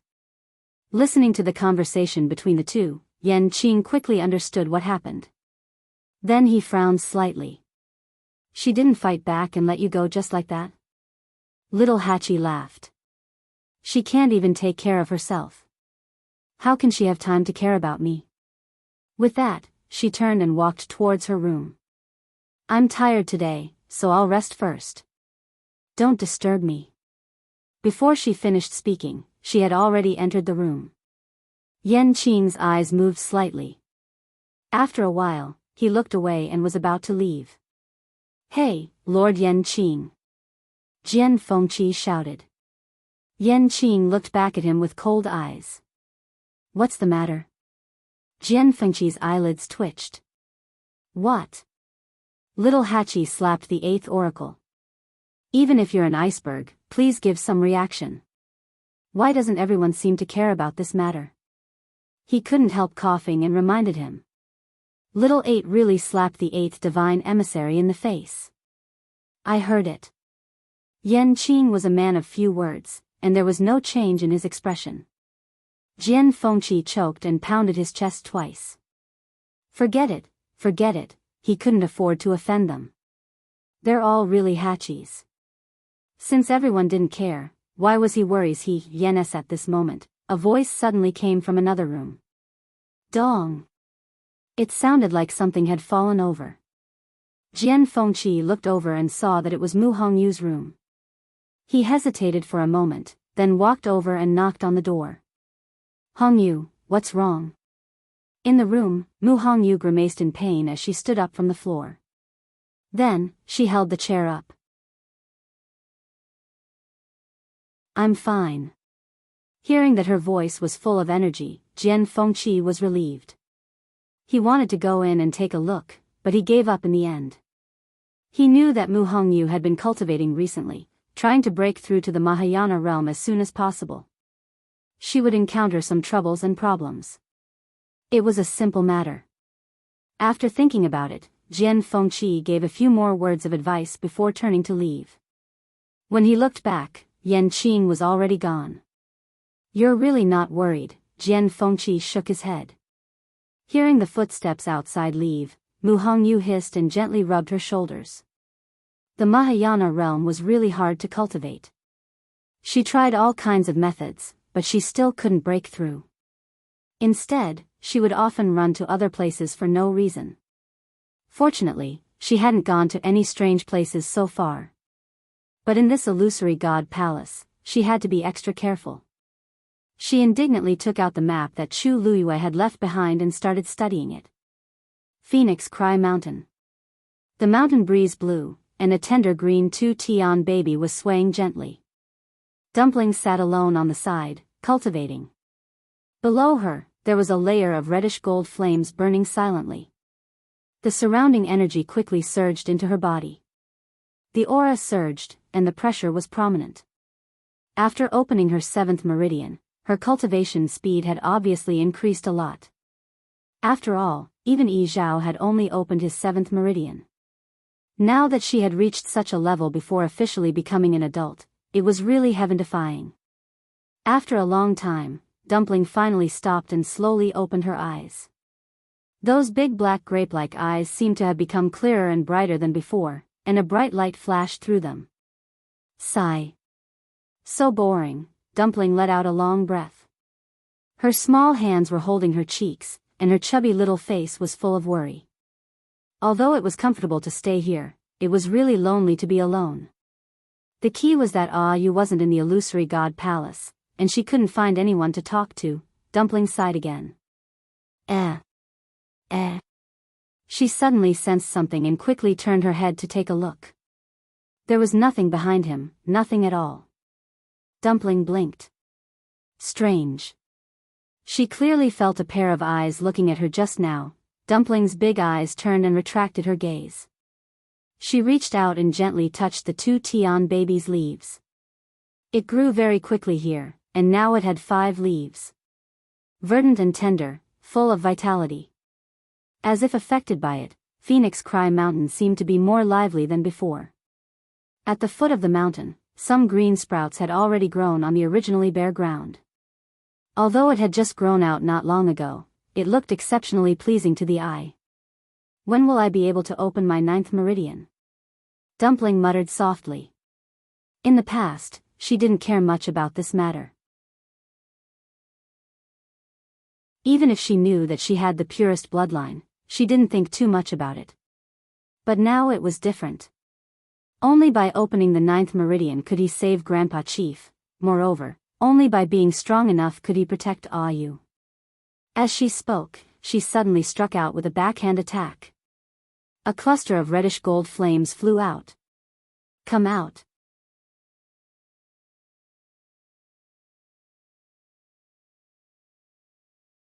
Chapter 23:35.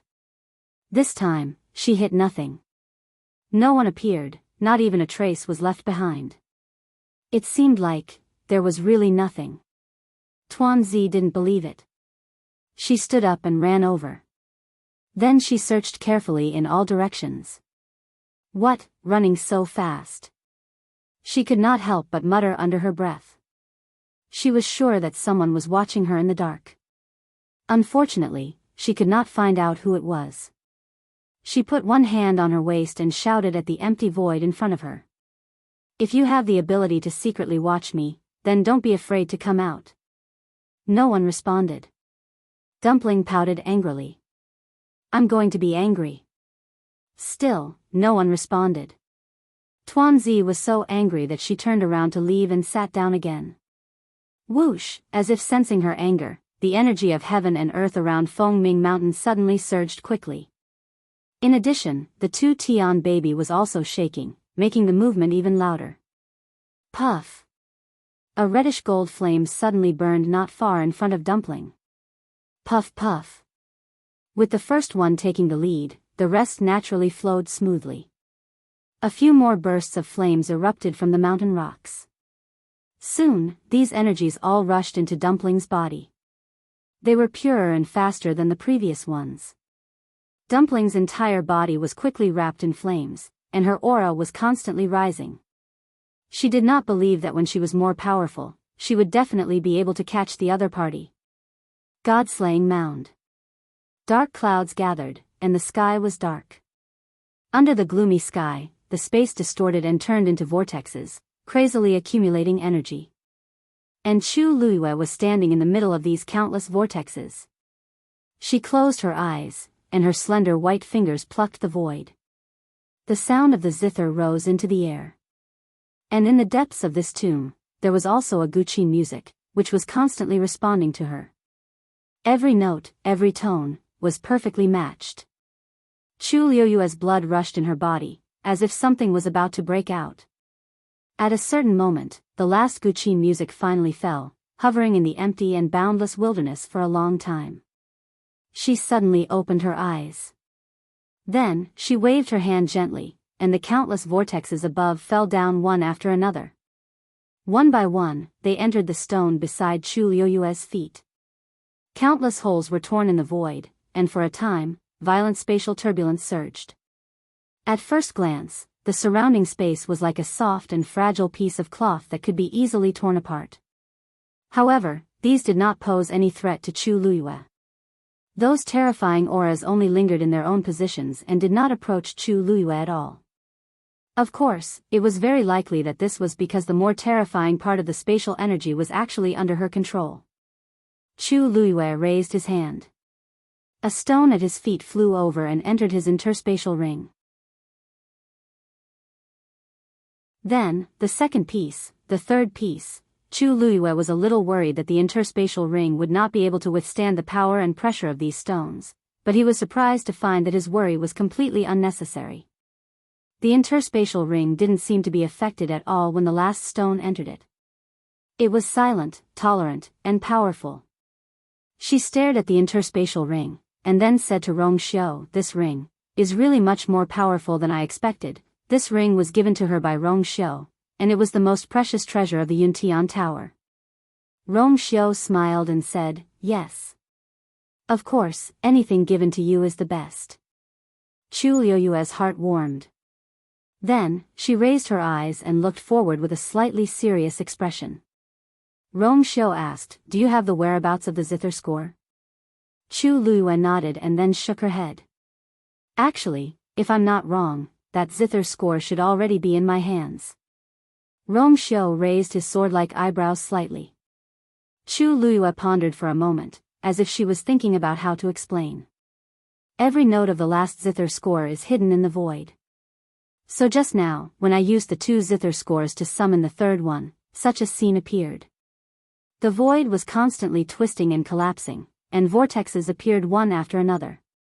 The third zither score was successfully summoned, but because it had completely merged with the void and was cut into 3,000 pieces, in the end, there was not a single complete piece.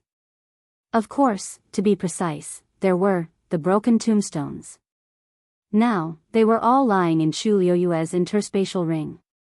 In this way, it was not wrong to say that she had already obtained the zither score. It was just that, she probably still needed to completely piece it together and reassemble it. No wonder Senior Ah Jing didn't notice the existence of the last zither score back then. Chu Liyue rubbed between her eyebrows, feeling a headache. She was the last one to realize this. In other words, the last zither score hasn't merged with the first 2. Rongxiu said. Chu Liyue nodded. "I guess. I need to wait until I can completely control these stones." However, those represented the power of 3,000 spatial forces. Even though she already had a close connection with these spatial powers, how could it be so easy to completely control them? Even the stones she obtained from the high god tombs were occasionally not obedient, let alone these stones. Rongxiu nodded, his thin lips curling slightly. "But, the thing is already in your hands. Completely merging is only a matter of time." "Yes." Chu Liyue let out a long sigh of relief. As long as she reassembled the last zither score and merged it with the first 2, all the problems would be solved. Since this matter is over, we should return to the illusory god palace as soon as possible. I wonder how the 2 divine envoys are doing now. As she spoke, she saw Rongxiu raise his chin. "I'm afraid we'll have to wait." Chu Liyue followed his gaze and raised her eyebrows. Lu Feng and Qihan were still in the same place, enveloped in divine territory, constantly devouring the power around them. And the aura around them was several times stronger than before. Chu Liuyue's eyes flashed as she murmured softly. "Are they about to break through to Venerable God? Digression, I'm going out today. I don't want everyone to wait, so I'll owe you one. Moi."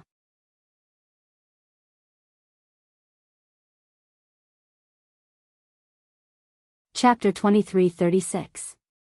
As soon as she said that, Lu Feng's aura surged. Almost at the same time, a heavy pressure spread out from Qihan's body. The 2 of them had both broken through to God. Chu Liyue looked up at the sky. In the dark sky, the spatial rifts that had been torn apart were repairing themselves. But, there was no Tianlei. Generally speaking, when one broke through to God, it would cause a huge commotion with the Tianlei. Those with greater talent and strength would even attract a golden Tianlei. Chu Liyue had been like that. But now, perhaps because the lightning pool in the illusory god palace was sealed, there was no Tianlei at all. Chu Liyue frowned slightly. Although the 2 of them had successfully broken through to God, it felt like something was missing. After a while, the surging aura around Lu Feng and Qihan finally calmed down. The 2 of them stood up. "Master." Chu Liuyue's lips curved into a smile. "You 2 are really efficient. The threshold to God was not so easy to cross. For example, little Hachi showed no signs of breaking through until now. Not to mention that the energy here was chaotic. It was rare to be able to break through under such circumstances. You two should follow us back to the illusory god palace later, Chu Luiyue said thoughtfully. When the lightning pool opens, we can temper our divine bodies. The two of them answered in unison. Chu Luiyue looked ahead. The black wall stood in the distance.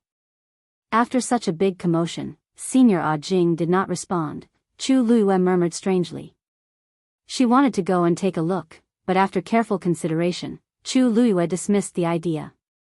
Senior Ah Jing was powerful.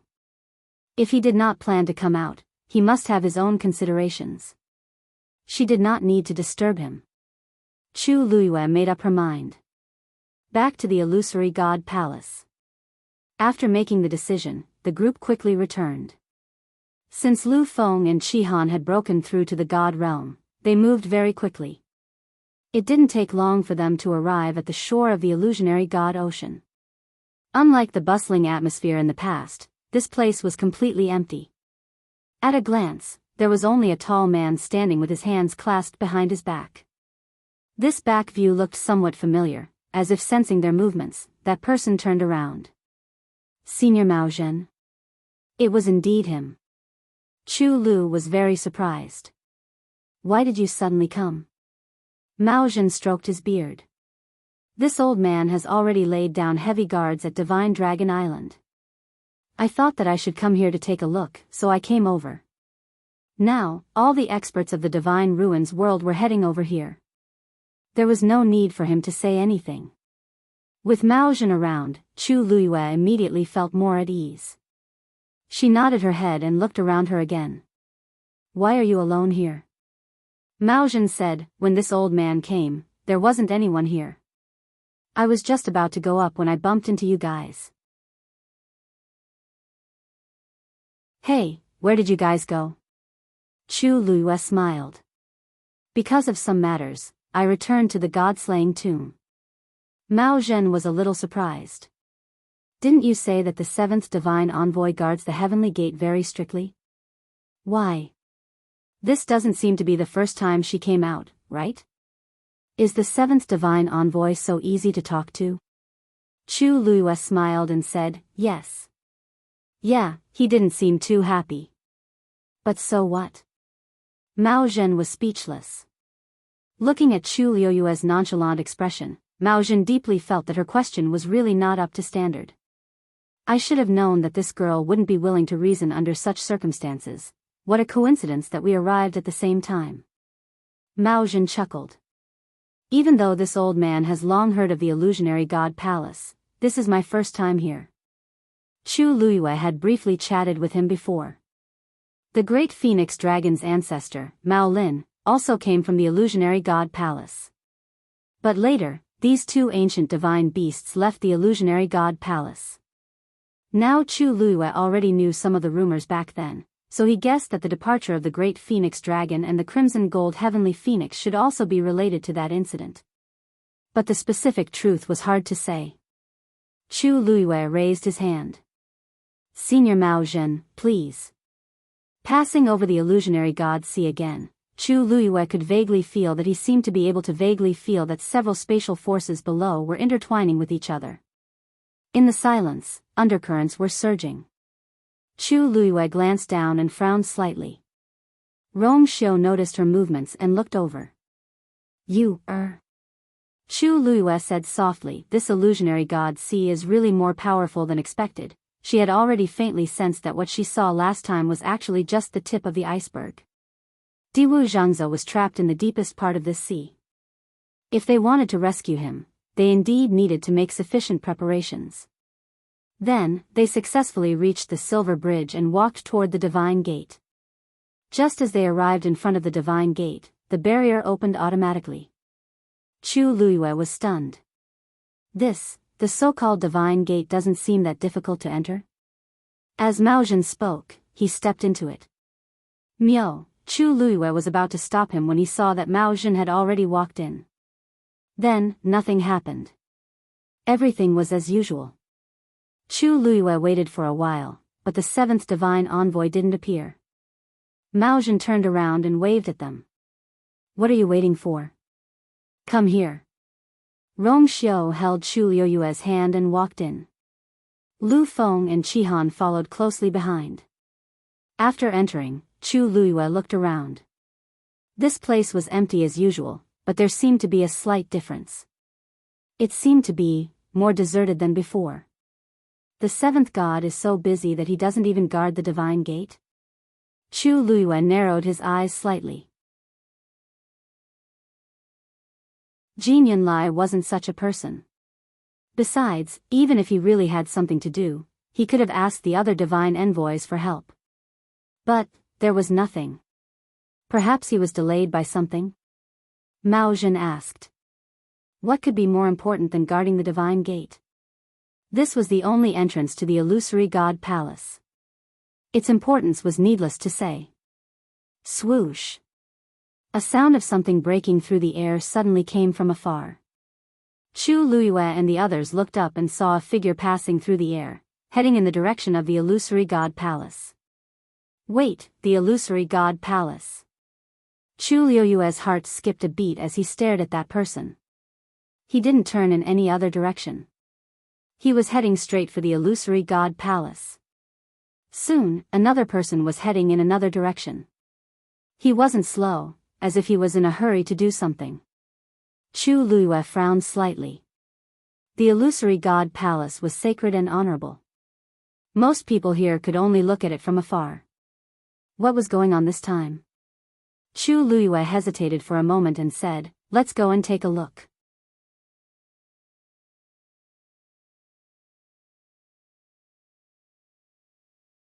Chapter 23:37. They followed the star path to the palace of the illusory god. The deeper they went, the stranger Chu Liyue felt. In the past, both sides of the star path were quite lively, but now it was deserted. It was really strange. Did the people here all go to the palace of the illusory god? Chu Liyue murmured doubtfully. As soon as he finished speaking, he bumped into an acquaintance. Senior Xiao Ran. Seeing that familiar figure, Chu Liyue immediately spoke. Xiao Ran had his arms crossed and was walking over lazily. When he heard this voice, he immediately turned around. He smiled when he saw Chu Liyue. Just as he was about to say something, he saw Mao Zhen and the rest from the corner of his eyes. He had seen Rong Xiu before, but the other three were extremely unfamiliar. His heart skipped a beat and he guessed something. These few came with you this time? Chu Liyue nodded and then introduced them. Senior Xiao Ran, this is Senior Mao Zhen. Hearing this name, Xiao Ran's expression changed slightly. Mao. Great Phoenix Dragon Clan? Senior Mao Zhen is the clan leader of the Great Phoenix Dragon Clan. Chu Liyue explained. Xiao Ran thought to himself. He felt that this person looked unusual just now, but her identity still surprised him. So it's clan leader Mao Zhen. Xiao Ran smiled and cupped his hands, but his heart was filled with emotions. This little girl was a bit too powerful. First, she made an agreement with the young master of the Crimson Gold Sky Phoenix clan. Now, it seemed that she had a good relationship with the clan leader of the Great Phoenix Dragon Clan. It was difficult for ordinary people to even see an ancient divine beast, but she had a good relationship with both clans at the same time. Except for the fact that she didn't have a bloodline totem, everything else was really heaven-defying. As he spoke, he looked at Lu Feng and Qihan behind him. These two, they looked very young, but they were already gods. Chu Liyue glanced back. The two immediately bowed. Lu Feng, Qihan, greets Senior Xiao Ran. Xiao Ran was very surprised. You. These two are also your subordinates? Chu Liyue nodded. Xiao Ran was speechless. It was one thing for her to become a god at such a young age, but her subordinates were all so powerful as well. How could he let others live? Were these people really ordinary people from the Divine Ruins world who didn't even have a bloodline totem? Xiao Ran felt a sense of crisis and defeat. Chu Liyue asked. Senior Xiao Ran, where are you going? I just saw that some people seem to be heading towards the palace of the illusory god. Xiao Ran said, "Of course I'm going to watch the show." "Oh, that's right. You guys just came back, so you don't know yet. The Divine Lord is going to help the sixth Divine Envoy reconstruct his divine body. This kind of thing was hard to come by in 10,000 years, so everyone passed by." It was just a short sentence, but it contained too much information. Chu Liuyue's heart trembled violently. Divine Master. If he didn't guess wrong, wasn't that the Lord of the Illusory God Palace? The Divine Master is coming out? No, Xiao Ran said. The Divine Master is in charge of the Palace of the Illusory God and is extremely sacred. Other than the Divine Envoys, no one can see him. Besides, the Divine Master is extremely powerful. Even if he doesn't come out of the Palace of the Illusory God, it's easy for him to rebuild the divine body of the sixth Divine Envoy. Chu Luyue pursed his lips and felt a bit disappointed. But when he thought about it carefully, it was actually normal. Even the Palace of the Illusory God was so difficult to enter, so the Divine Master was naturally even more difficult to meet. But, if this was a small matter for the Divine Master, he could have done it in private. Why did he have to make it public? And the sixth Divine Envoy, the Divine Envoys are all powerful people. Why doesn't the sixth Divine Envoy have a divine body? Of course it's because, Xiao Ran paused, looked around, and then lowered his voice. The sixth Divine Envoy used to have a divine body, but I heard that he went out of the Palace of the Illusory God a while ago, and when he came back, his divine body was already damaged. It wasn't a big deal. With the sixth Divine Envoy's identity and strength, he could go to the lightning pool and borrow the power of Tianlei to rebuild his divine body. But, isn't the lightning pool sealed?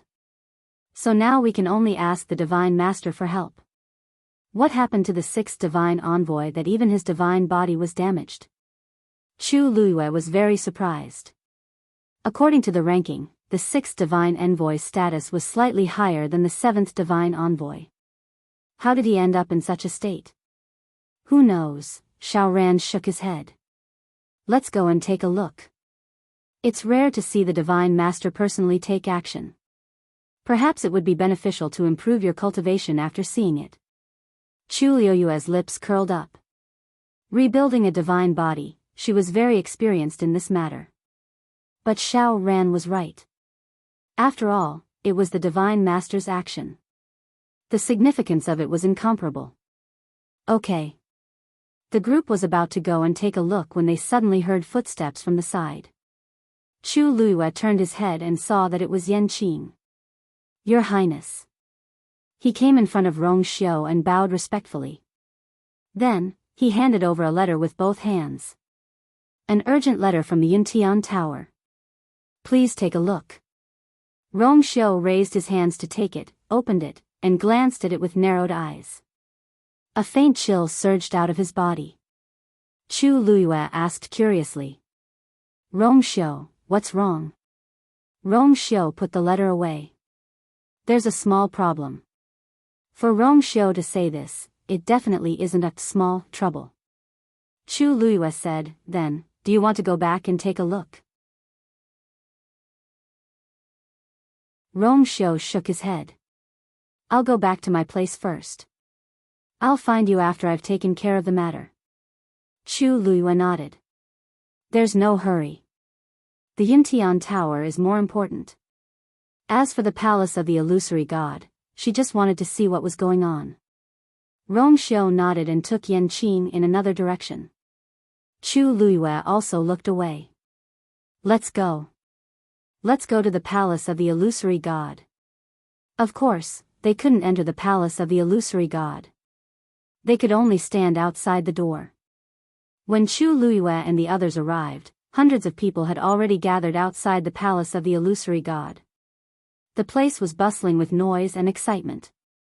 At this time, they were all looking for something. Chu Luyue took a closer look and saw that there was a bronze mirror in front of the door, which was quietly floating in midair.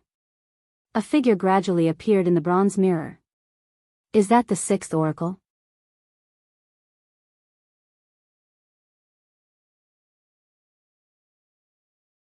Chapter 2338. someone asked.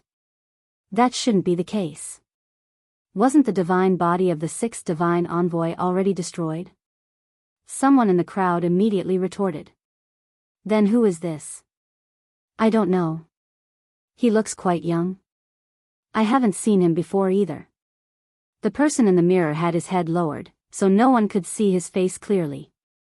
However, Chu Luyue, who was standing behind the crowd, suddenly froze. That figure, that aura, she was clearly very familiar with it. A bold guess appeared in her mind, causing her to clench her fists.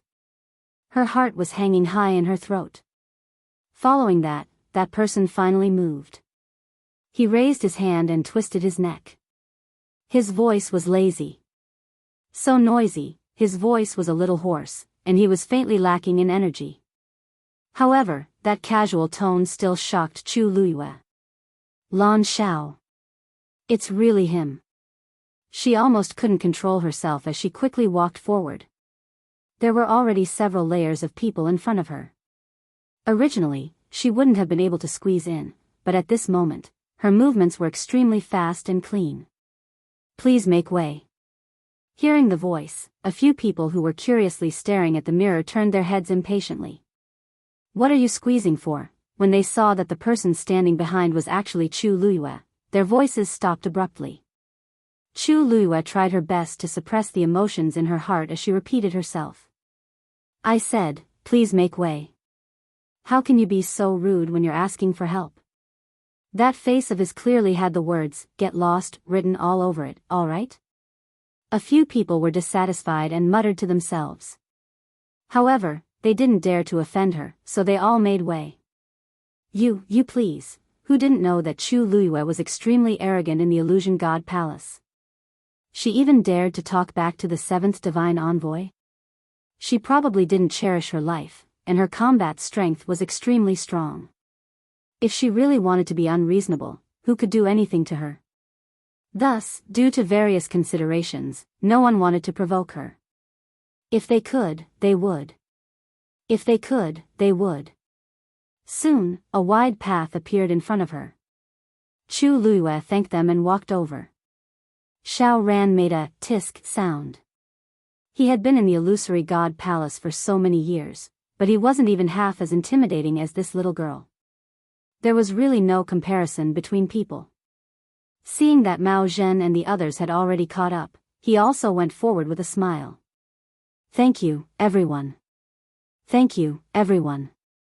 Many people around were secretly annoyed when they heard this, but they could only endure it. There was nothing he could do about it. There were some people he could not afford to offend. Chu Luyue quickly came to the front. Standing there, he was only 10 steps away from the bronze mirror. Thus, he could clearly see everything inside. Her eyes were fixed on the person in the mirror. At this moment, he was sitting on the ground with one of his long legs bent and his elbow resting on his knee. Even though he couldn't see his face clearly, Chu Luyue was certain of his identity just from his unique lazy and carefree aura. As if sensing something, he raised his head and looked over. A handsome and elegant face entered Chu Luyue's eyes. Her heart felt like it had been hammered by something. This was a completely unfamiliar face. She had seen countless faces that Lan Xiao had transformed into, but none of them were the same as this one. It turned out that this was his true appearance. But for some reason, the moment she saw this face, she was actually certain that he was him. Perhaps it was because that similar expression, as well as that playful gaze that had never changed from looking at the mortal world with a smile. The two of them looked at each other for a moment. Chu Luyue couldn't help but take half a step forward. However, just as she moved, she was stopped by an invisible barrier. Qi Han immediately asked in a low voice, Master, are you all right? Chu Luyue shook her head, indicating that she was fine. However, her gaze was still fixed on Lan Xiao. Obviously, Lan Xiao could see her too. The moment their eyes met, he first revealed a hint of joy. Then, he suddenly thought of something, and a hint of anger appeared on his face. Chu Luyue noticed the change in his expression. Just as she was puzzled, she heard Lan Xiao cursing in a low voice. Motherf asterisk Ker, how ruthless. His voice wasn't loud, but Chu Luyue, who was standing nearby, heard it clearly. She frowned slightly. But in the next moment, she knew why Lan Xiao had such a reaction. A long black whip suddenly fell and hit Lan Xiao's back harshly. Smack! The loud and sharp sound of the whip came suddenly and fiercely, instantly silencing everyone who was watching. Everyone was taken aback and subconsciously tensed up. Wasn't he helping the sixth divine envoy reconstruct her divine body? Then who was this young man who was being hit now? And this time, it was extremely ruthless. With one whip, it immediately tore open the skin and flesh. Lan Xiao staggered from the hit and almost fell to the ground, but he managed to support himself with one arm. Dark red blood stains gradually spread from his shoulder. Even though the injury was on his back, everyone could guess how serious the injury was when they saw his pale face and trembling lips. The originally noisy crowd fell into dead silence. Chu Luyue clenched her teeth and stared at everything in the mirror. Lan Xiao seemed to be trapped in a cage at this moment. The surroundings were dark and cramped, and there was only a lamp hanging on the back wall. But that lamp was obviously left behind so that everyone could clearly see Lan Xiao's battered and exhausted appearance. Other than that, there were no other clues. It was impossible to determine where this was. Smack! That long whip fell again. Lan Xiao regained his senses, clenched his teeth, and grabbed it with his bare hands. A muffled sound was heard. That long whip was caught in his hand. However, it was only for a moment. In the next second, that long whip was suddenly pulled out by an even stronger force, bringing a string of blood. Lan Xiao groaned, and his hand was instantly a mess of flesh and blood. The moment he grabbed the long whip, countless sharp barbs grew out of it. The moment he touched that whip, Lan Xiao knew it was bad, but it was too late to stop. In the end, he was hit by this. Lan Xiao lowered his head and looked at his hand. The wound was badly mutilated, and it was so deep that his bones could be seen. Blood seeped out from the corner of his lips. He licked his lips, and the rich, sweet, and fishy taste made his heart even more frustrated. "Ha, your methods are as dirty as always." Lan Xiao spat out a mouthful of blood, and his lips curled into an extremely evil smile as he scolded. Who was he talking to? The master god from the palace of the illusory god? But why did it sound like they already knew each other? Also, there seemed to be a deep hatred between the two of them. Chu Luyue had never seen Lan Xiao have such a strong hatred for anyone. No one answered his words, but that whip was raised again and brought down. This time, it was aimed at Lan Xiao's face.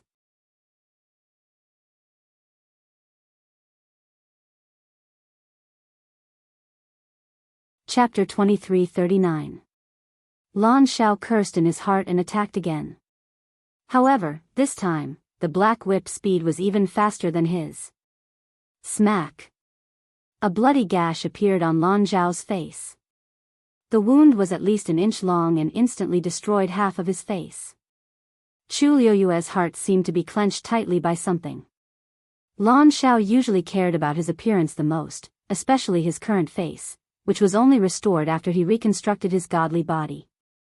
Just like that, he lashed out in front of so many people. The impact on him was self-evident. Lan Xiao tilted his head and didn't move for a long time.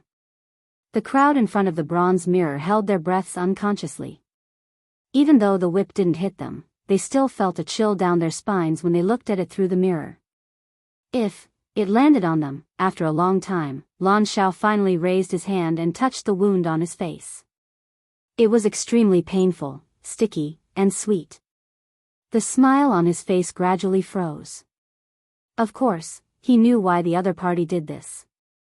It was nothing more than using the most intense method to humiliate and trample him in all aspects. The other party knew what he cared about the most and purposely destroyed it. There was nothing more painful than this. Chu Luyue clenched her teeth, and a layer of coldness enveloped her body. She had to expend a lot of energy to restrain her urge to rush forward. What kind of hatred did the godly master of the palace of the illusory god have with Lan Shao?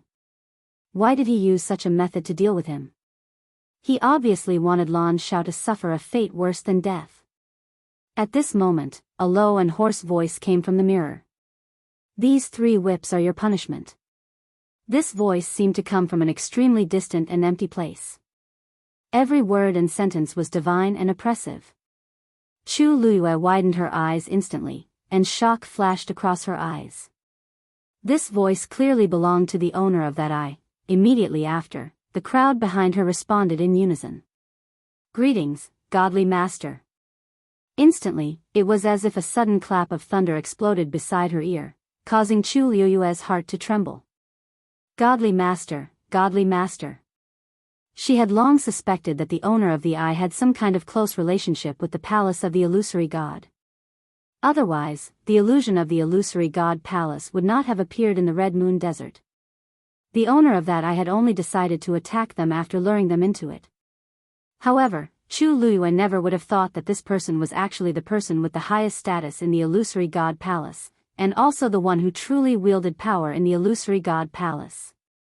For a moment, Chu Luiyue's mind was in a mess. Countless thoughts were overturned at this moment, and countless guesses gushed out one after another, filling her mind, causing her to be in a state of confusion. She took a deep breath. Compared to the previous time in the Red Moon Desert, the sound this time was actually a little different. It was less sinister and cold, and more sacred and dignified. Suddenly, it was very easy to make people feel respect and admiration and be willing to submit. Lan Shao sneered. Punishment? You think you can punish him just because you want to? Who gave you the right? Everyone sucked in a breath of cold air. This person is so arrogant. How dare he speak to the Master God like this? Shao Ran seemed to have suddenly thought of something, and he looked at the person in the mirror suspiciously. SSS, it can't be. Hearing his voice, Chu Luiyue turned around and glanced at him. When she saw his expression, Chu Luiyue's heart skipped a beat. Senior Shao Ran, you know him? Her voice was very soft, but the people around them were standing very close, so many of them heard it. Many people looked over. Shao Ran looked conflicted.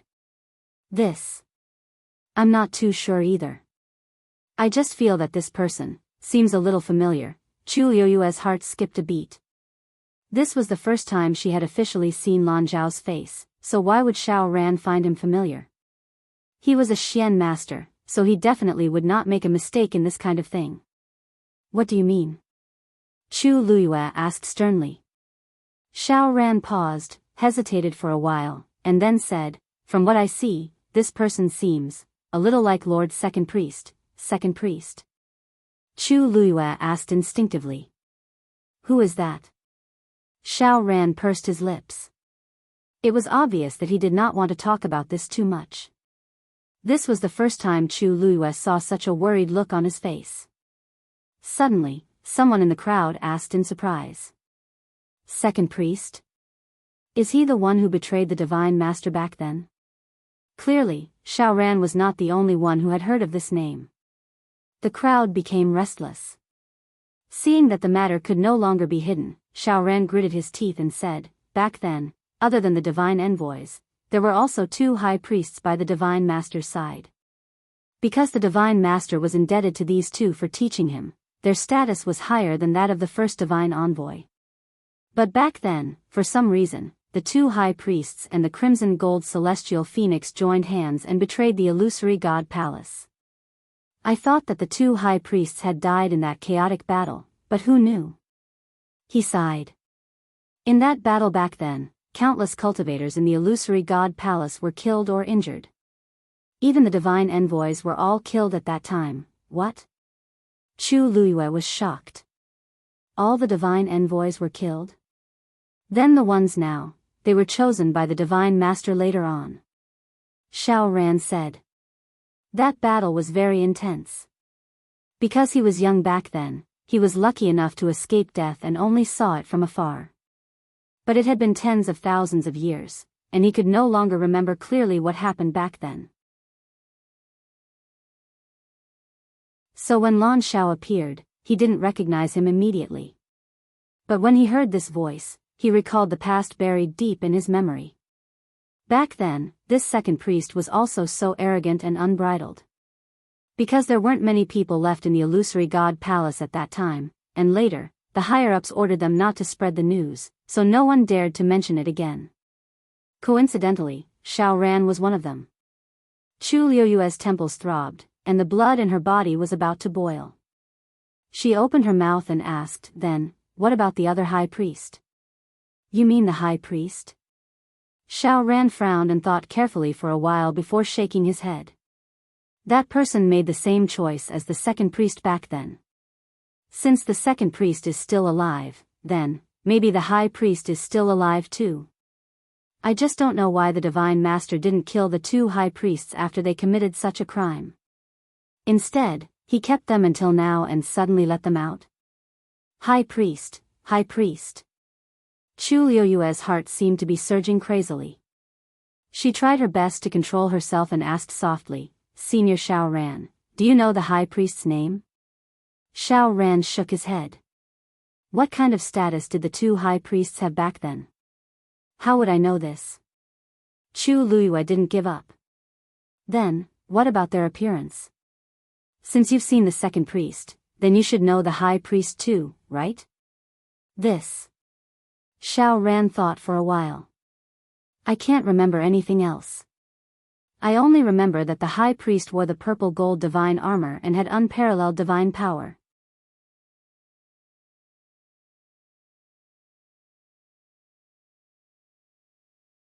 Chapter 2340. In an instant, Chu Liuyue's brain buzzed. Purple gold. Godly armor? She murmured subconsciously. Then, she lowered her eyes and looked at the interspatial ring on her hand. There was a purple scale armor there, silent. Yes. Rumor has it that the purple gold godly armor was the #1 armor in the world personally forged by the high priest. It's a pity that the purple gold godly armor was damaged in that great battle, and the high priest himself. Xiao Ran shook his head. 10,000 years had passed, and the few memories he had in the first place had also become blurry. However, the scene of the fire burning in the palace of the illusory god, the flames soaring into the sky, and the godly armor falling apart, was deeply engraved in his mind. Even though he hadn't taken the initiative to think about it all these years, thinking about it now still made him sigh. It's not just me. Everyone who survived back then also thought that the two high priests had died. In the years that followed, the Divine Master reappointed the divine envoys, but no new high priests were chosen. Naturally, there were even fewer people who brought this up. Chu Liyue fell silent and turned to look at the bronze mirror. High priest, second high priest, so this was the true identity of Biyao and Lan Shao. How were they dead? They were clearly suppressed in the Red Moon Desert and couldn't come out for 10,000 years. Chu Liyue was a little dazed, and she couldn't recover for a long time. Ever since they were captured and brought to the palace of the illusory god, Chu Liyue didn't think that they might be from here. But, she would never have thought that these two people would have such honorable statuses. Then, other than the two of them, what about Diwu Zhangzi? Thinking of this, she immediately asked. Senior Xiao Ran, is there a third high priest in the palace of the illusory god? Xiao Ran shook his head. No. After so many years, the palace of the illusory god only had those two high priests. Chu Liyue's brows furrowed tightly. If Diwu Zhangzi wasn't a high priest, then what was his identity? Why was he imprisoned in the same place as Biyao and Lan Shao? She faintly felt that she seemed to have touched on some long-buried truth, but at the same time, there were many questions in front of her, making it difficult for her to distinguish. She clenched her fists and took a deep breath. Only then did she gradually feel her strength recover a little. The amount of information she had just received was simply too much, causing her entire body to go numb.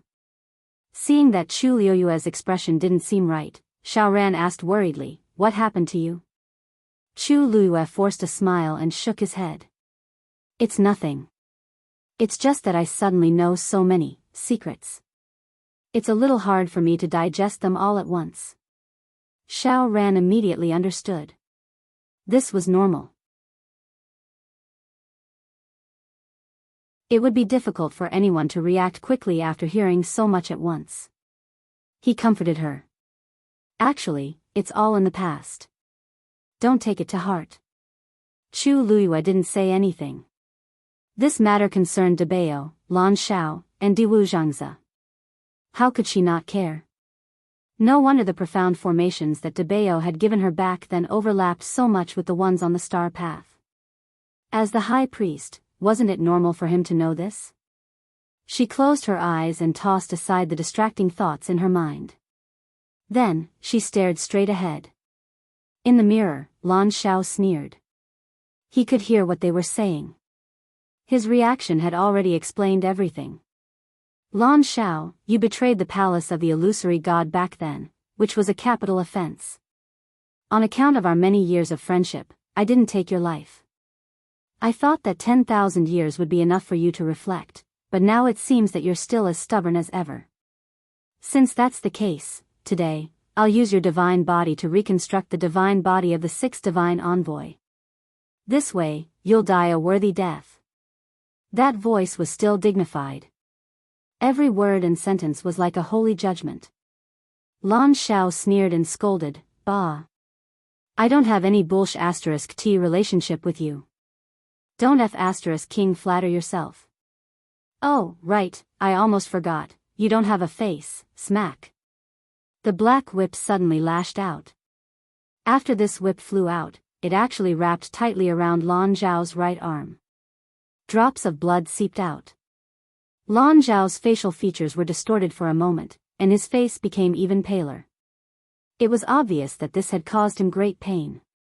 However, he actually endured it and didn't even let out a cry of pain. Chu Luiyue's heart was in her throat.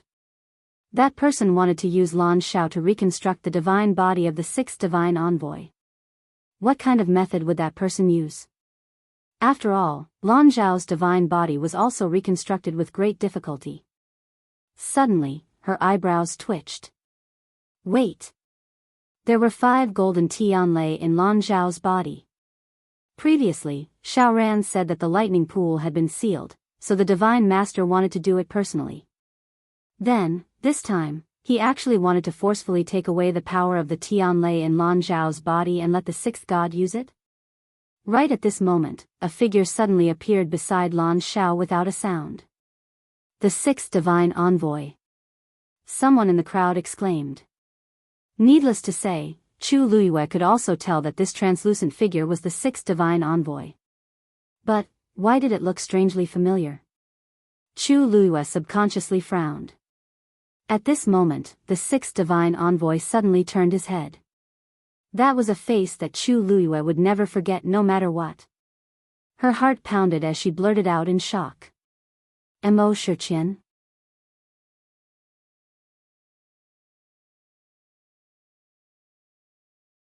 Chapter 2341. This person was indeed Mo Shiqian, who had self-destructed and escaped. Chu Luiyue had been secretly sending people to investigate Mo Shiqian's whereabouts, but there had been no progress. She never expected that he was the sixth divine envoy. His divine body was destroyed, it was just that he had no choice but to self-destruct. Many people turned to look at her when they heard her voice. Xiao Ran asked curiously. You know the sixth divine envoy? That person had just returned a while ago. Logically speaking, she shouldn't have seen him before, right? And looking at her, it was obvious that she knew him long ago. Chu Luiyue pursed her lips tightly. I guess so. However, it was the kind of acquaintance that made enemies. Xiao Ran was stunned. Chu Luiyue sneered. They all said that the sixth divine envoy went out and only returned recently. But it turns out that he went to the divine ruins world. How interesting. Hearing her say this, Xiao Ran suddenly understood something. So she had seen him in the divine ruins world, but looking at Chu Luiyue, it seemed like she had a deep enmity towards the sixth divine envoy. He thought for a while, but seeing Chu Luiyue's tense and cold jaw, he swallowed his words. Of course, Mo Shiqian also saw Chu Luiyue. A deep sense of fear and dread flashed across his eyes. Then he remembered that they were already in the illusory god palace, and Chu Luiyue couldn't barge in and do anything. Only then did he relax a little. Thinking about the situation, Mo Shiqian's lips curled into a cold smile, then he looked at Lan Xiao. Second priest, it seems that I'll have to trouble you this time. Lan Xiao sneered. Who do you think you are? How dare you fight with me? This golden Tianlei power, even if I take the initiative to give it to you, can you afford it? His words were full of ridicule and contempt. Obviously, he didn't take Mo Shiqian seriously at all. I heard that you died very miserably back then. Why, now that only half of your soul is left, what are you still dreaming about? These two simple sentences accurately hit Mo Shiqian's sore spot. Firstly, his status was indeed incomparable to Lan Zhao's. Secondly, as a god's messenger, he was forced to self-destruct and escape by Chu Luiyue. It was indeed embarrassing if word got out. After all, at that time, Chu Luiyue's cultivation level was actually lower than his. Of course, this was also because a portion of his memories and strength had been sealed at that time. It was only after returning to the illusory god palace that he finally recovered. However, this only made him even more terrified. Because only at that moment did he realize what he had done in the past and offended those existences that he shouldn't have offended.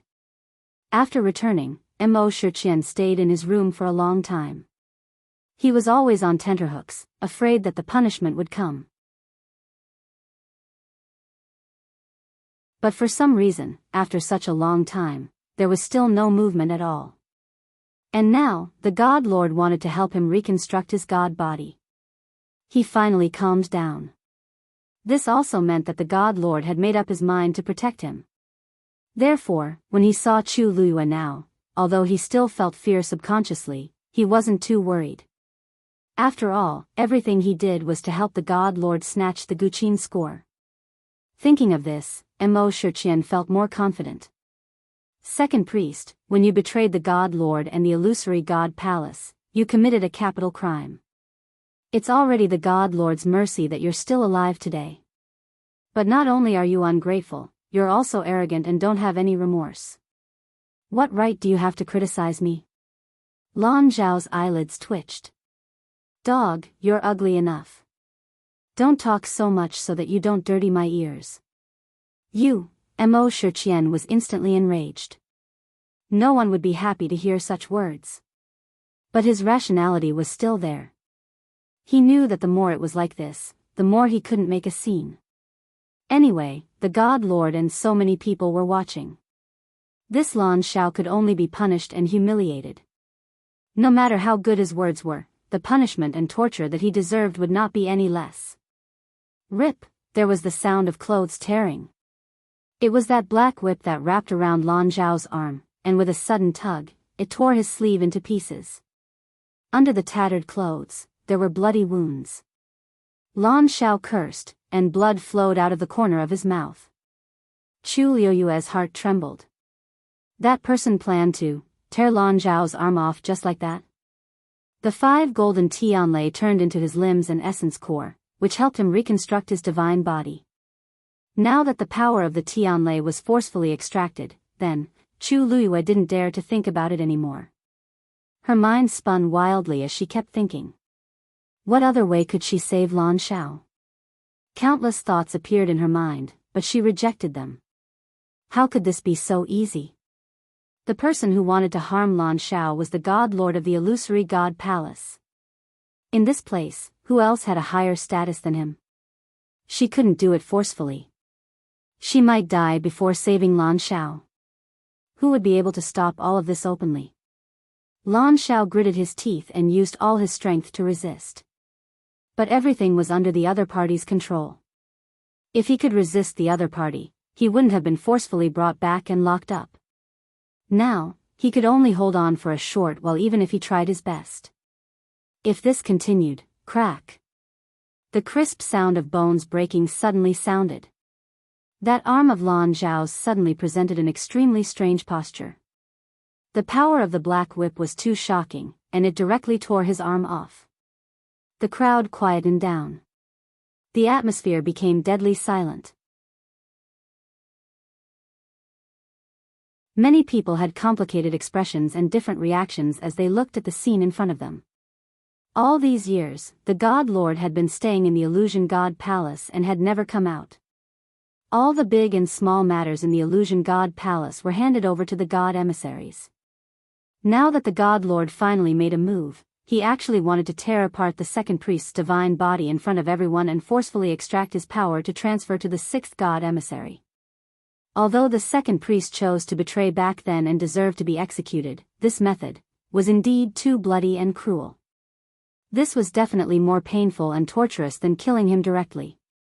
Actually, to the many cultivators in the Illusion God Palace, they had seen all kinds of fighting and killing scenes.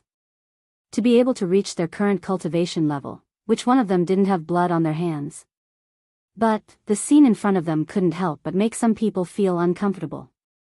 It was good that the God Lord wanted to help the sixth God emissary reconstruct his divine body, but he obviously wanted to use this opportunity to punish the second priest and make an example out of him at the same time. But the God Lord was the God Lord after all. It was not up to them to judge what was right or wrong. Rip. A piece of flesh on Lan Zhao's arm was violently torn apart. The wound was so deep that the bone could be seen. A bright golden light appeared and flickered silently. Because he used the golden Tianlei to reconstruct his divine body, Lan Zhao's bones were also golden. Soon after, the black whip tightened again.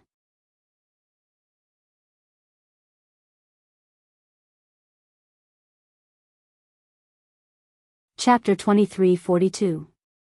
At this moment, a stream of light suddenly broke through the air.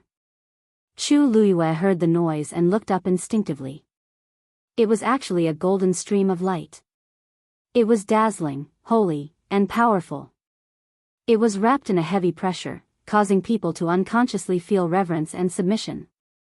In an instant, the stream of light fell into the palace of the illusory god.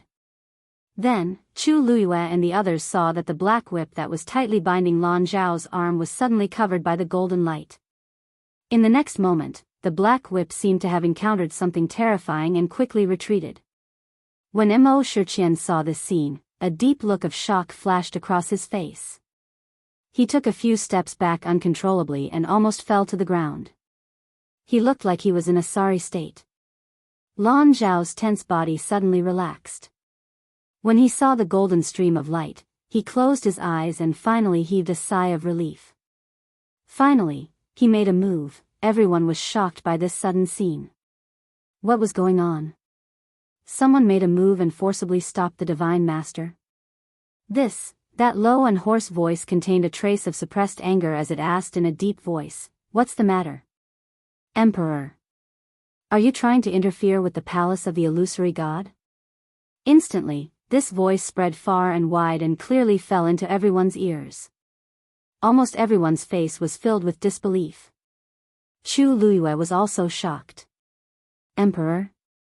Emperor. It was actually this person who made a move. Xiao Ran, who was beside him, murmured, "How is this possible? Didn't the emperor never get involved in these things? How come this time?" Chu Luiyue's heart skipped a beat. He looked at Xiao Ran and asked seriously, "Senior Xiao Ran, what is going on? What is the emperor's identity? Since he is so respected, why can't he interfere with the palace of the illusory god?" Xiao Ran took a deep breath and explained, "Because he is not the master of the palace of the illusory god. The emperor's status is indeed unparalleled because he is the one who inherited the heavenly Tao and controls thousands of deities in the world. Even the Divine Master can't be compared to him. Even the Divine Master was personally enlightened by the emperor to ascend to the heavens and become a deity. However, the monarch has never cared about anything. Even when the palace of the illusory god caused a ruckus, the monarch didn't interfere, right? However, I don't know what happened today, but it actually alarmed the emperor. His intention for stopping the Divine Master in front of so many people was obvious." Chu Luiyue's mind was full of thoughts. So that was how it was. No wonder the Divine Master had such a big reaction. Everyone present was also shocked.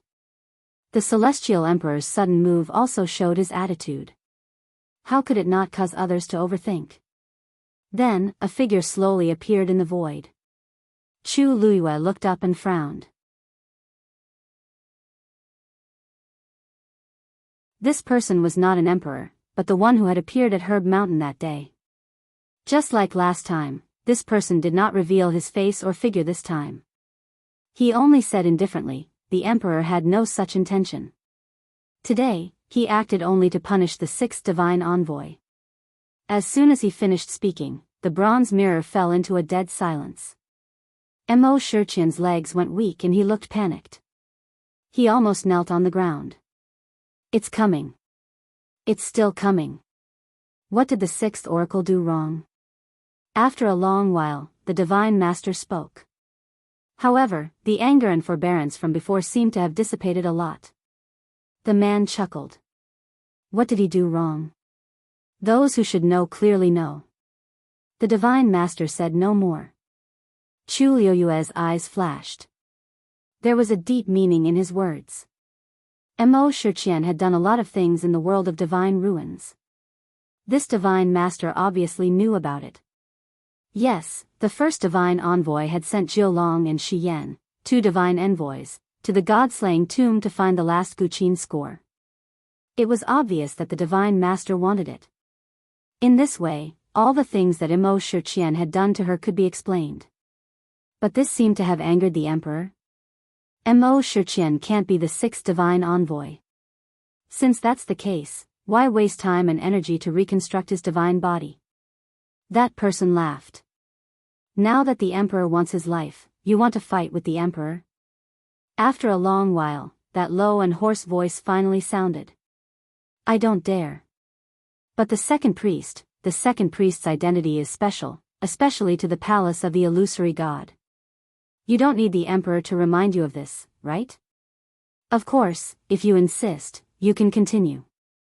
But someone has to bear the consequences. It was so quiet that one could hear a pin drop. Chu Luiyue finally heaved a sigh of relief. It seemed that he didn't intend to interfere in Lan Zhao's matter, but in fact, he had blocked all paths. The divine master of the palace of the illusory god had no choice. Lan Zhao's life was saved.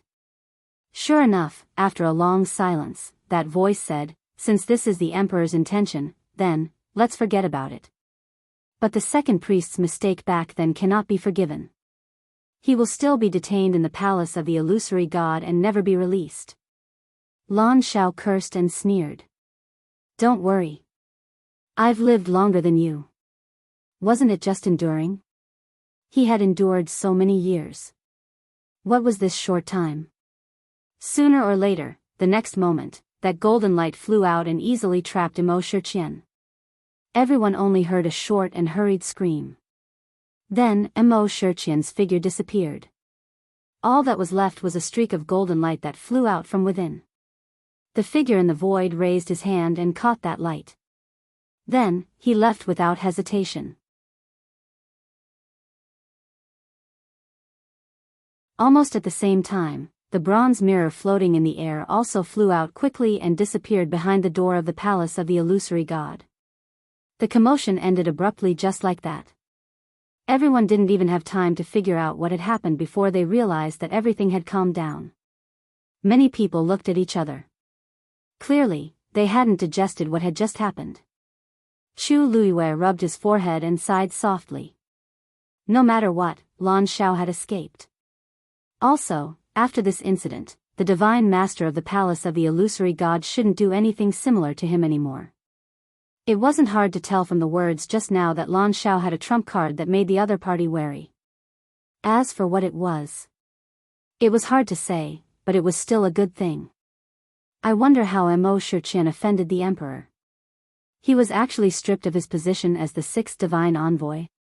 Xiao Ran murmured strangely. Chu Luiyue clenched his fists. Because he was too nervous just now, his hands were cold and numb. Only now did they recover slightly. The commotion is over. Let's go back. At the same time, the divine envoys in the palace of the illusory god all had different reactions when they heard what had happened to Mo Shiqian. Bang! She swept all the things on the table to the floor with a single sweep. This Mo Shiqian, how dare he lie to me?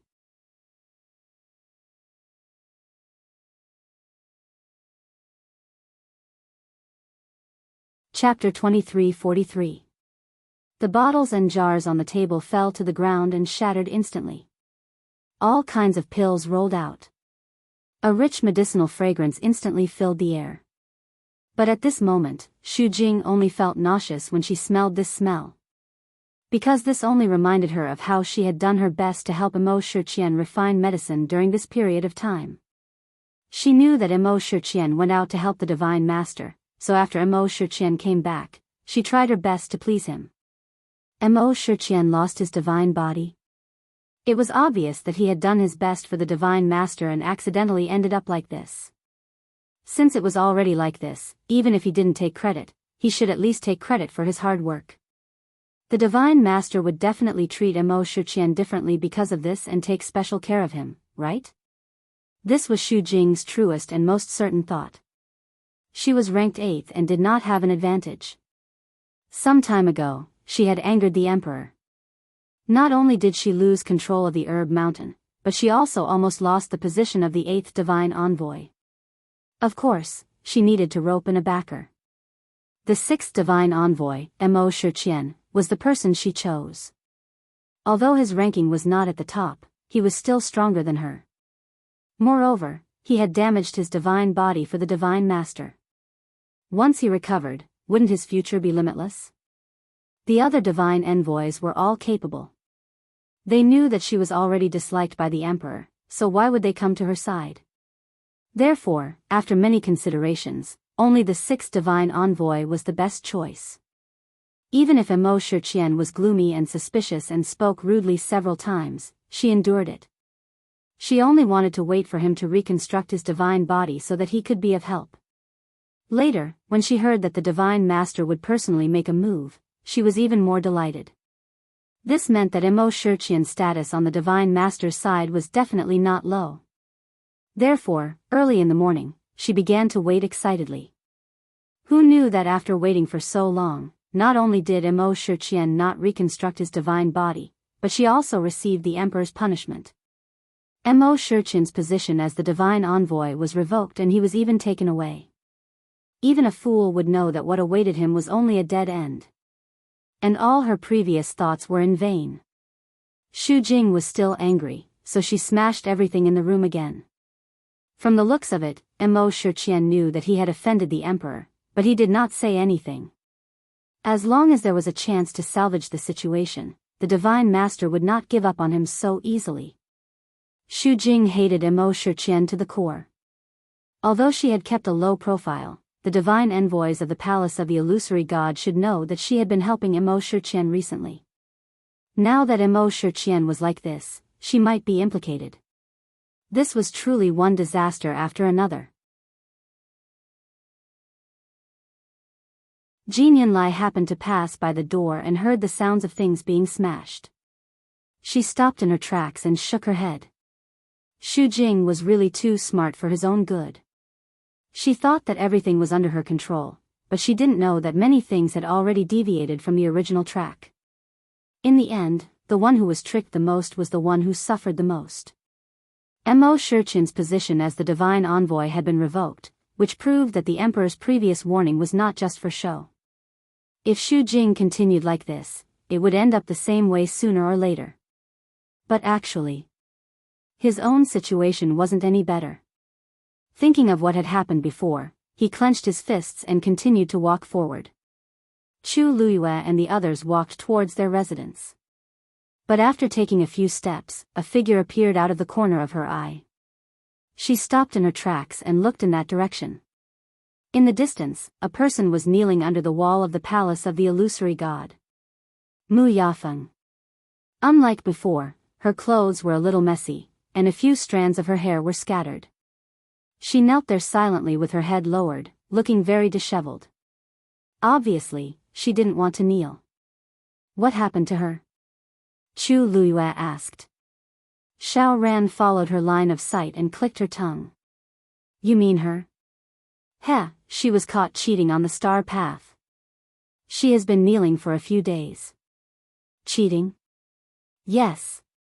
I heard that the seventh divine envoy taught her a lot in private, which allowed her to break several Xian arrays in succession. The first divine envoy found out about this and punished her severely. Chu Luiyue was stunned. Previously, she did find it a little strange because she knew clearly that Mu Yafeng's talent was not enough to support her breaking those Xian arrays in succession. But at that time, she was busy with her own matters and didn't pay much attention to it. She didn't expect that Jin Yunlai helped her in private. The seventh divine envoy. Why would she do this? Wasn't this a little too bold? Who knows? Anyway, not only was Mu Yafeng punished by kneeling, she was also stripped of the right to walk the star path. From now on, she is not allowed to take a step on the star path. Xiao Ran laughed, but his expression was a little cold. Now, many people are suspecting that her previous performance was due to the help of the seventh divine emissary. Things had become so ugly, it was no wonder that people would think so much. But, if she can't walk the star path, doesn't that mean that she can no longer enter the palace of the illusory god and ascend to the heavens and become a god? Yes. But who can be blamed for this? Xiao Ran shrugged. Originally, if she cultivated honestly and comprehended one by one, there might be some hope. But now, she couldn't take it anymore and cut off all her escape routes. She just deserved it. He didn't know how many years he had been trapped in the last Xian formation, but he didn't think of using any other methods. This Mu Yafeng was so powerful that she could make the seventh divine envoy do this for her. Chu Luiyue paused. Didn't the seventh divine envoy help to plead for mercy? How can the seventh divine envoy care about this? Now, even he has been stripped of the right to control the star path.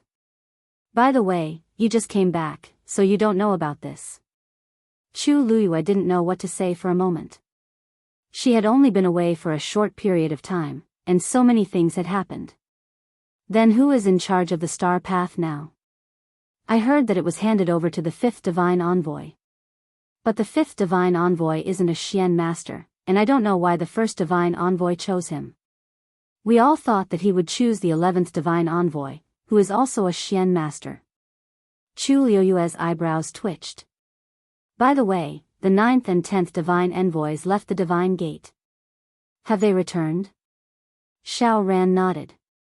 They returned a long time ago. But these two aren't in the illusory god palace now, but in the illusory god ocean. I heard that they made some mistakes, but we don't have the right to ask, and we only know the general idea. Mistakes? Chu Luiyue was stunned. Was it because they didn't succeed in bringing back the music score?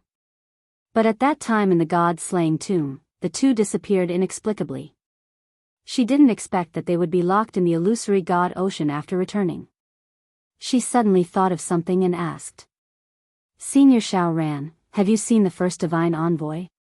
He had even seen Lan Xiao and the others. Logically speaking, he should have some understanding of the first divine envoy, right? Xiao Ran paused. Are you asking about the previous one or the current one? Digression, 6:00 clock.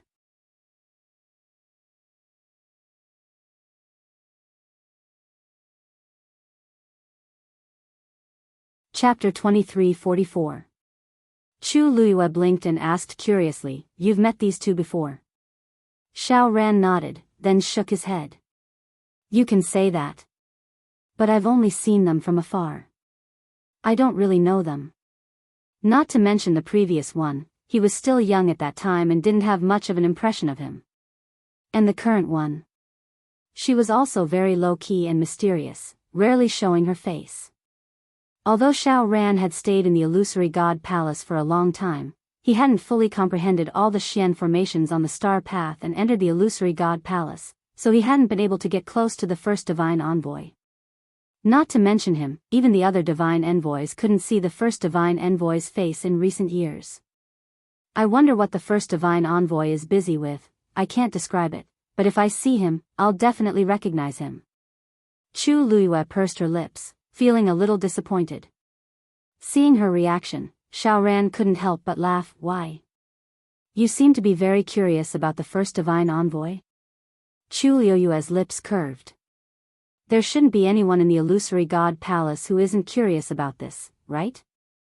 Actually, if you really want to see him, you can wait a few more months. Xiaoran raised his chin. The gate of heaven will open for a year. When the time is up, the gate of heaven will close. At that time, all the cultivators in the illusory god palace can enter the illusory god palace. At that time, all the divine envoys will appear, including the first divine envoy. Chu Luiyue's eyes flickered. Really? Of course. This is the old rule of the illusory god palace. The gate of heaven opens once every 10,000 years, and every time, it will attract many cultivators, but in the end, only a few can ascend to the heavens and become gods. There's no need to talk about those who succeed. Those who fail are either driven out of the gate of heaven and left to fend for themselves, or forced to stay here and continue to cultivate, waiting for the next gate of heaven to open. But there aren't many who can really endure it. Chu Luiyue suddenly understood, so, the opportunity to ascend to the heavens and become gods only comes once every 10,000 years. Yes.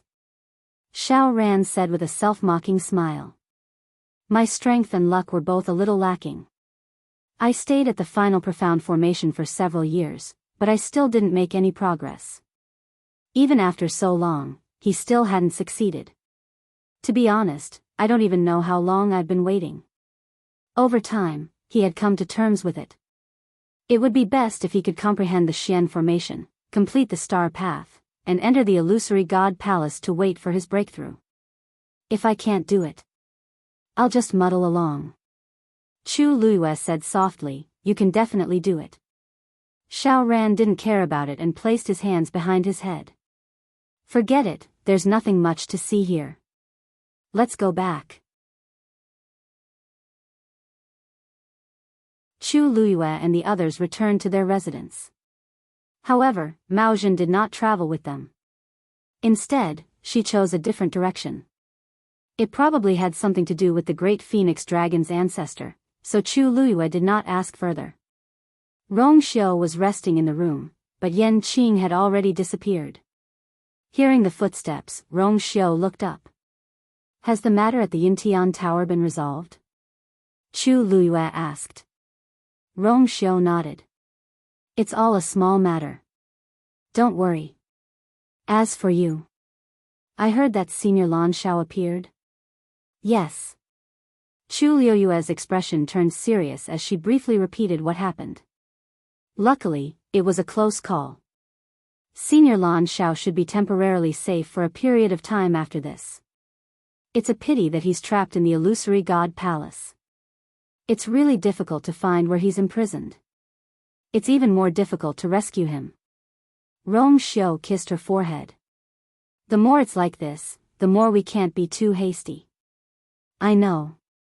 Chu Luiyue sighed softly and then said, besides, I really didn't expect Senior Lan Shao to be the second priest of the illusory god palace, and Biyao, Diwu Zhang's identity could not be confirmed yet, but there was no doubt that these two people were priests. Rong Xiu lowered his eyes and did not speak. Chu Luiyue thought for a while and said, the illusory god palace is also searching for the music score. Now that I'm back, there's no reason they don't know that it's with me now. Why haven't they done anything yet? Rong Xiu raised his eyebrows. The music score has already recognized you as its owner. Even if they want to snatch it, can they? That's true. Now, Chu Luiyue had the upper hand. The music score was obviously very important to the illusory god palace. The more important it was, the more cautious they would be and would not dare to act rashly. Especially now that the three music scores were all with her, they had become Chu Luiyue's life-saving trump card. Chu Luiyue pondered for a moment and said, I plan to rest for a while first, then directly complete the star path and officially enter the illusory god palace. Rong Xiu looked at her. Okay. When the time comes, I'll go with you. Lan Zhao's matter could be considered to have come to an end for the time being. After the commotion, Chu Luiyue was much more relieved. Biyao and Lan Zhao's identities were so special, and it was obvious that they had a certain trump card that made the other party wary. In that case, there would be ample room to make more preparations for the rescue of them.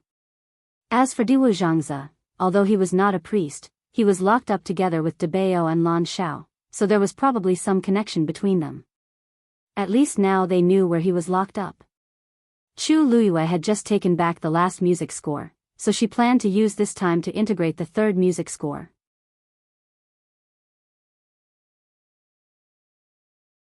In the room, Chu Luiyue sat cross-legged, surrounded by a layer of silver-red flowing light. Soon, a stone rolled out from the universe ring on her hand and floated quietly in the divine realm. The space around the stone distorted for a moment, but it quickly returned to normal. Then, the second stone, the third stone. Soon, Chu Luiyue was surrounded by these stones. She closed her eyes, and her thick and long eyelashes trembled slightly. The bright light shone on her face, and her skin was clear and white like jade. She followed the tone of the music in her memory and began to arrange the stones around her. She had heard the complete music score once in the god-slaying tomb, so what she needed to do now was to integrate these scattered pieces of music and then combine them with the first two pieces.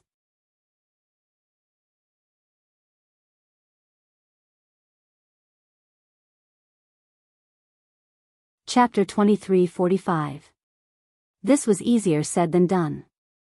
Chu Luiyue had tried it once in the god-slaying mound, but she did not succeed. The third score had been cut too thoroughly. She held her breath and raised her hands gently. The stones began to arrange themselves in a certain order. However, even if Chu Luiyue followed the tune she heard and placed them in the correct position one by one, it did not go as smoothly as she had expected. Because there seemed to be an invisible barrier between these stones, and they even faintly contradicted each other. The more stones gathered together, the more obvious this resistance was. Chu Luiyue's brows gradually furrowed. Finally, at a certain moment, the stones in front of her scattered with a loud bang. Chu Luiyue opened her eyes. She realized that with her current strength, it was basically impossible for her to completely control it. Even if she was already a god, when these stones did not listen to her, she really could not do anything about it. Every single one of them contained the aura of a Tao sovereign. Chu Luiyue was not satisfied and tried a few more times. But no matter what method she used, the final result was the same. In the end, Chu Luiyue finally chose to give up. Forget it. She stood up and put away the divine territory and the stones. It was probably useless to force it now. She lifted her feet and walked out. Treasure Pavilion, second floor. In the room, Jianghu was lying on a small couch, playing with a divine weapon in his hands in boredom. Sigh, he let out a long sigh and turned over. When will these days come to an end? Ever since he returned to the Illusion God Palace, he had been on the second floor for a long time, not daring to step out of the door. Who would not feel suffocated? Knock, knock. Second master. That was Mingshu's voice. Jianghu said lazily. Come in. Zhao pushed the door open and came to Yan Ji's side, handing over the things in his hands. Second master, this is this month's account book. Please take a look. Yan Ji's eyelids twitched. There hasn't been much business this month. What's there to look at? Tisk, although the number of people who came here to buy herbs had decreased after the herb mountain reopened, there were still many other businesses in the store. Is it really okay for you to be so casual? Jianghu glanced at him. Are you scolding me? Mingshu immediately said, this subordinate dares not. Jianghu snorted, but still took the account book and flipped it open. You can hide your thoughts a little deeper. His lips twitched, and he cleverly changed the topic. Second master, you've been here for a long time. Why hasn't the first master said anything? At the mention of this, Jianghu felt wronged. He let out a long sigh. Sigh, there's nothing we can do about it. Since his master had given his orders, he naturally had to obey. However, I heard that Madam has been quite active recently. I reckon that victory is in sight.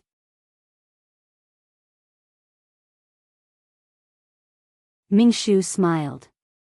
I heard that second master and Madam are old acquaintances. When he sees you, he will definitely be very happy. Yan Ji's brows twitched. Hiss, based on his understanding of that person, if he knew that the second master of Treasure Pavilion was him, then, when the time came, would he still have a way out? Thinking of this, Yan Gu hurriedly said, no hurry, no hurry. It wouldn't be too late to talk about this when his master also decided to show up. At least he could block it for a while, right? As Yan Gu spoke, he flipped a few more pages and couldn't help but rub his forehead. Sigh, I really don't want to read this. If the third oracle is still, his voice stopped abruptly. Mingshu's expression changed slightly. Just as he was about to speak, he suddenly heard a commotion outside. Master Mingshu? It was Chu Liuyue's voice. Yan Gu and Mingshu quickly exchanged glances. Yan Gu was quick to react. He stuffed the account book back into Mingshu's hands and disappeared in a flash. His actions were as fast as lightning. Mingshu, Master Mingshu, are you there? Chu Luyue waited on the first floor for a while. Seeing that there was no one, he decided to go upstairs to take a look. After calling out twice, Mingshu finally pushed open a door and walked out. Miss Shangguan, you, call me Madame Rong. Chu Luyue said. Since Rong Xiao was here, this title was more appropriate. Mingshu's eyelids twitched. Yes, madam. Chu Luyue vaguely felt that it was a little strange. She wanted to correct him, but thought that it wasn't a big deal, so she didn't mention it. Master Mingshu, I'm here this time to copy the rest of the mythical flame diagram. Mingshu had expected that she was here for the mythical flame diagram, but he was still stunned when he heard her words. All of it. Chu Luyue nodded slightly. There seemed to be a faint glow in his clear black eyes. Yes, all of it. Peach Blossom Cove. Yu Mansion. Sanson held the account book and walked unsteadily through the corridor with small steps. Suddenly, his nose felt itchy and he sneezed. Ah, Chu. This sound made him dizzy and his vision blurred. Damn, who's talking about me behind my back? He subconsciously looked at the silver bridge in the sky. Sigh, I wonder how Master and the others are doing now. At this moment, Biyao hurried over. Third brother. Sanson rubbed his nose. When he turned around, he saw that Biyao's expression was a little strange.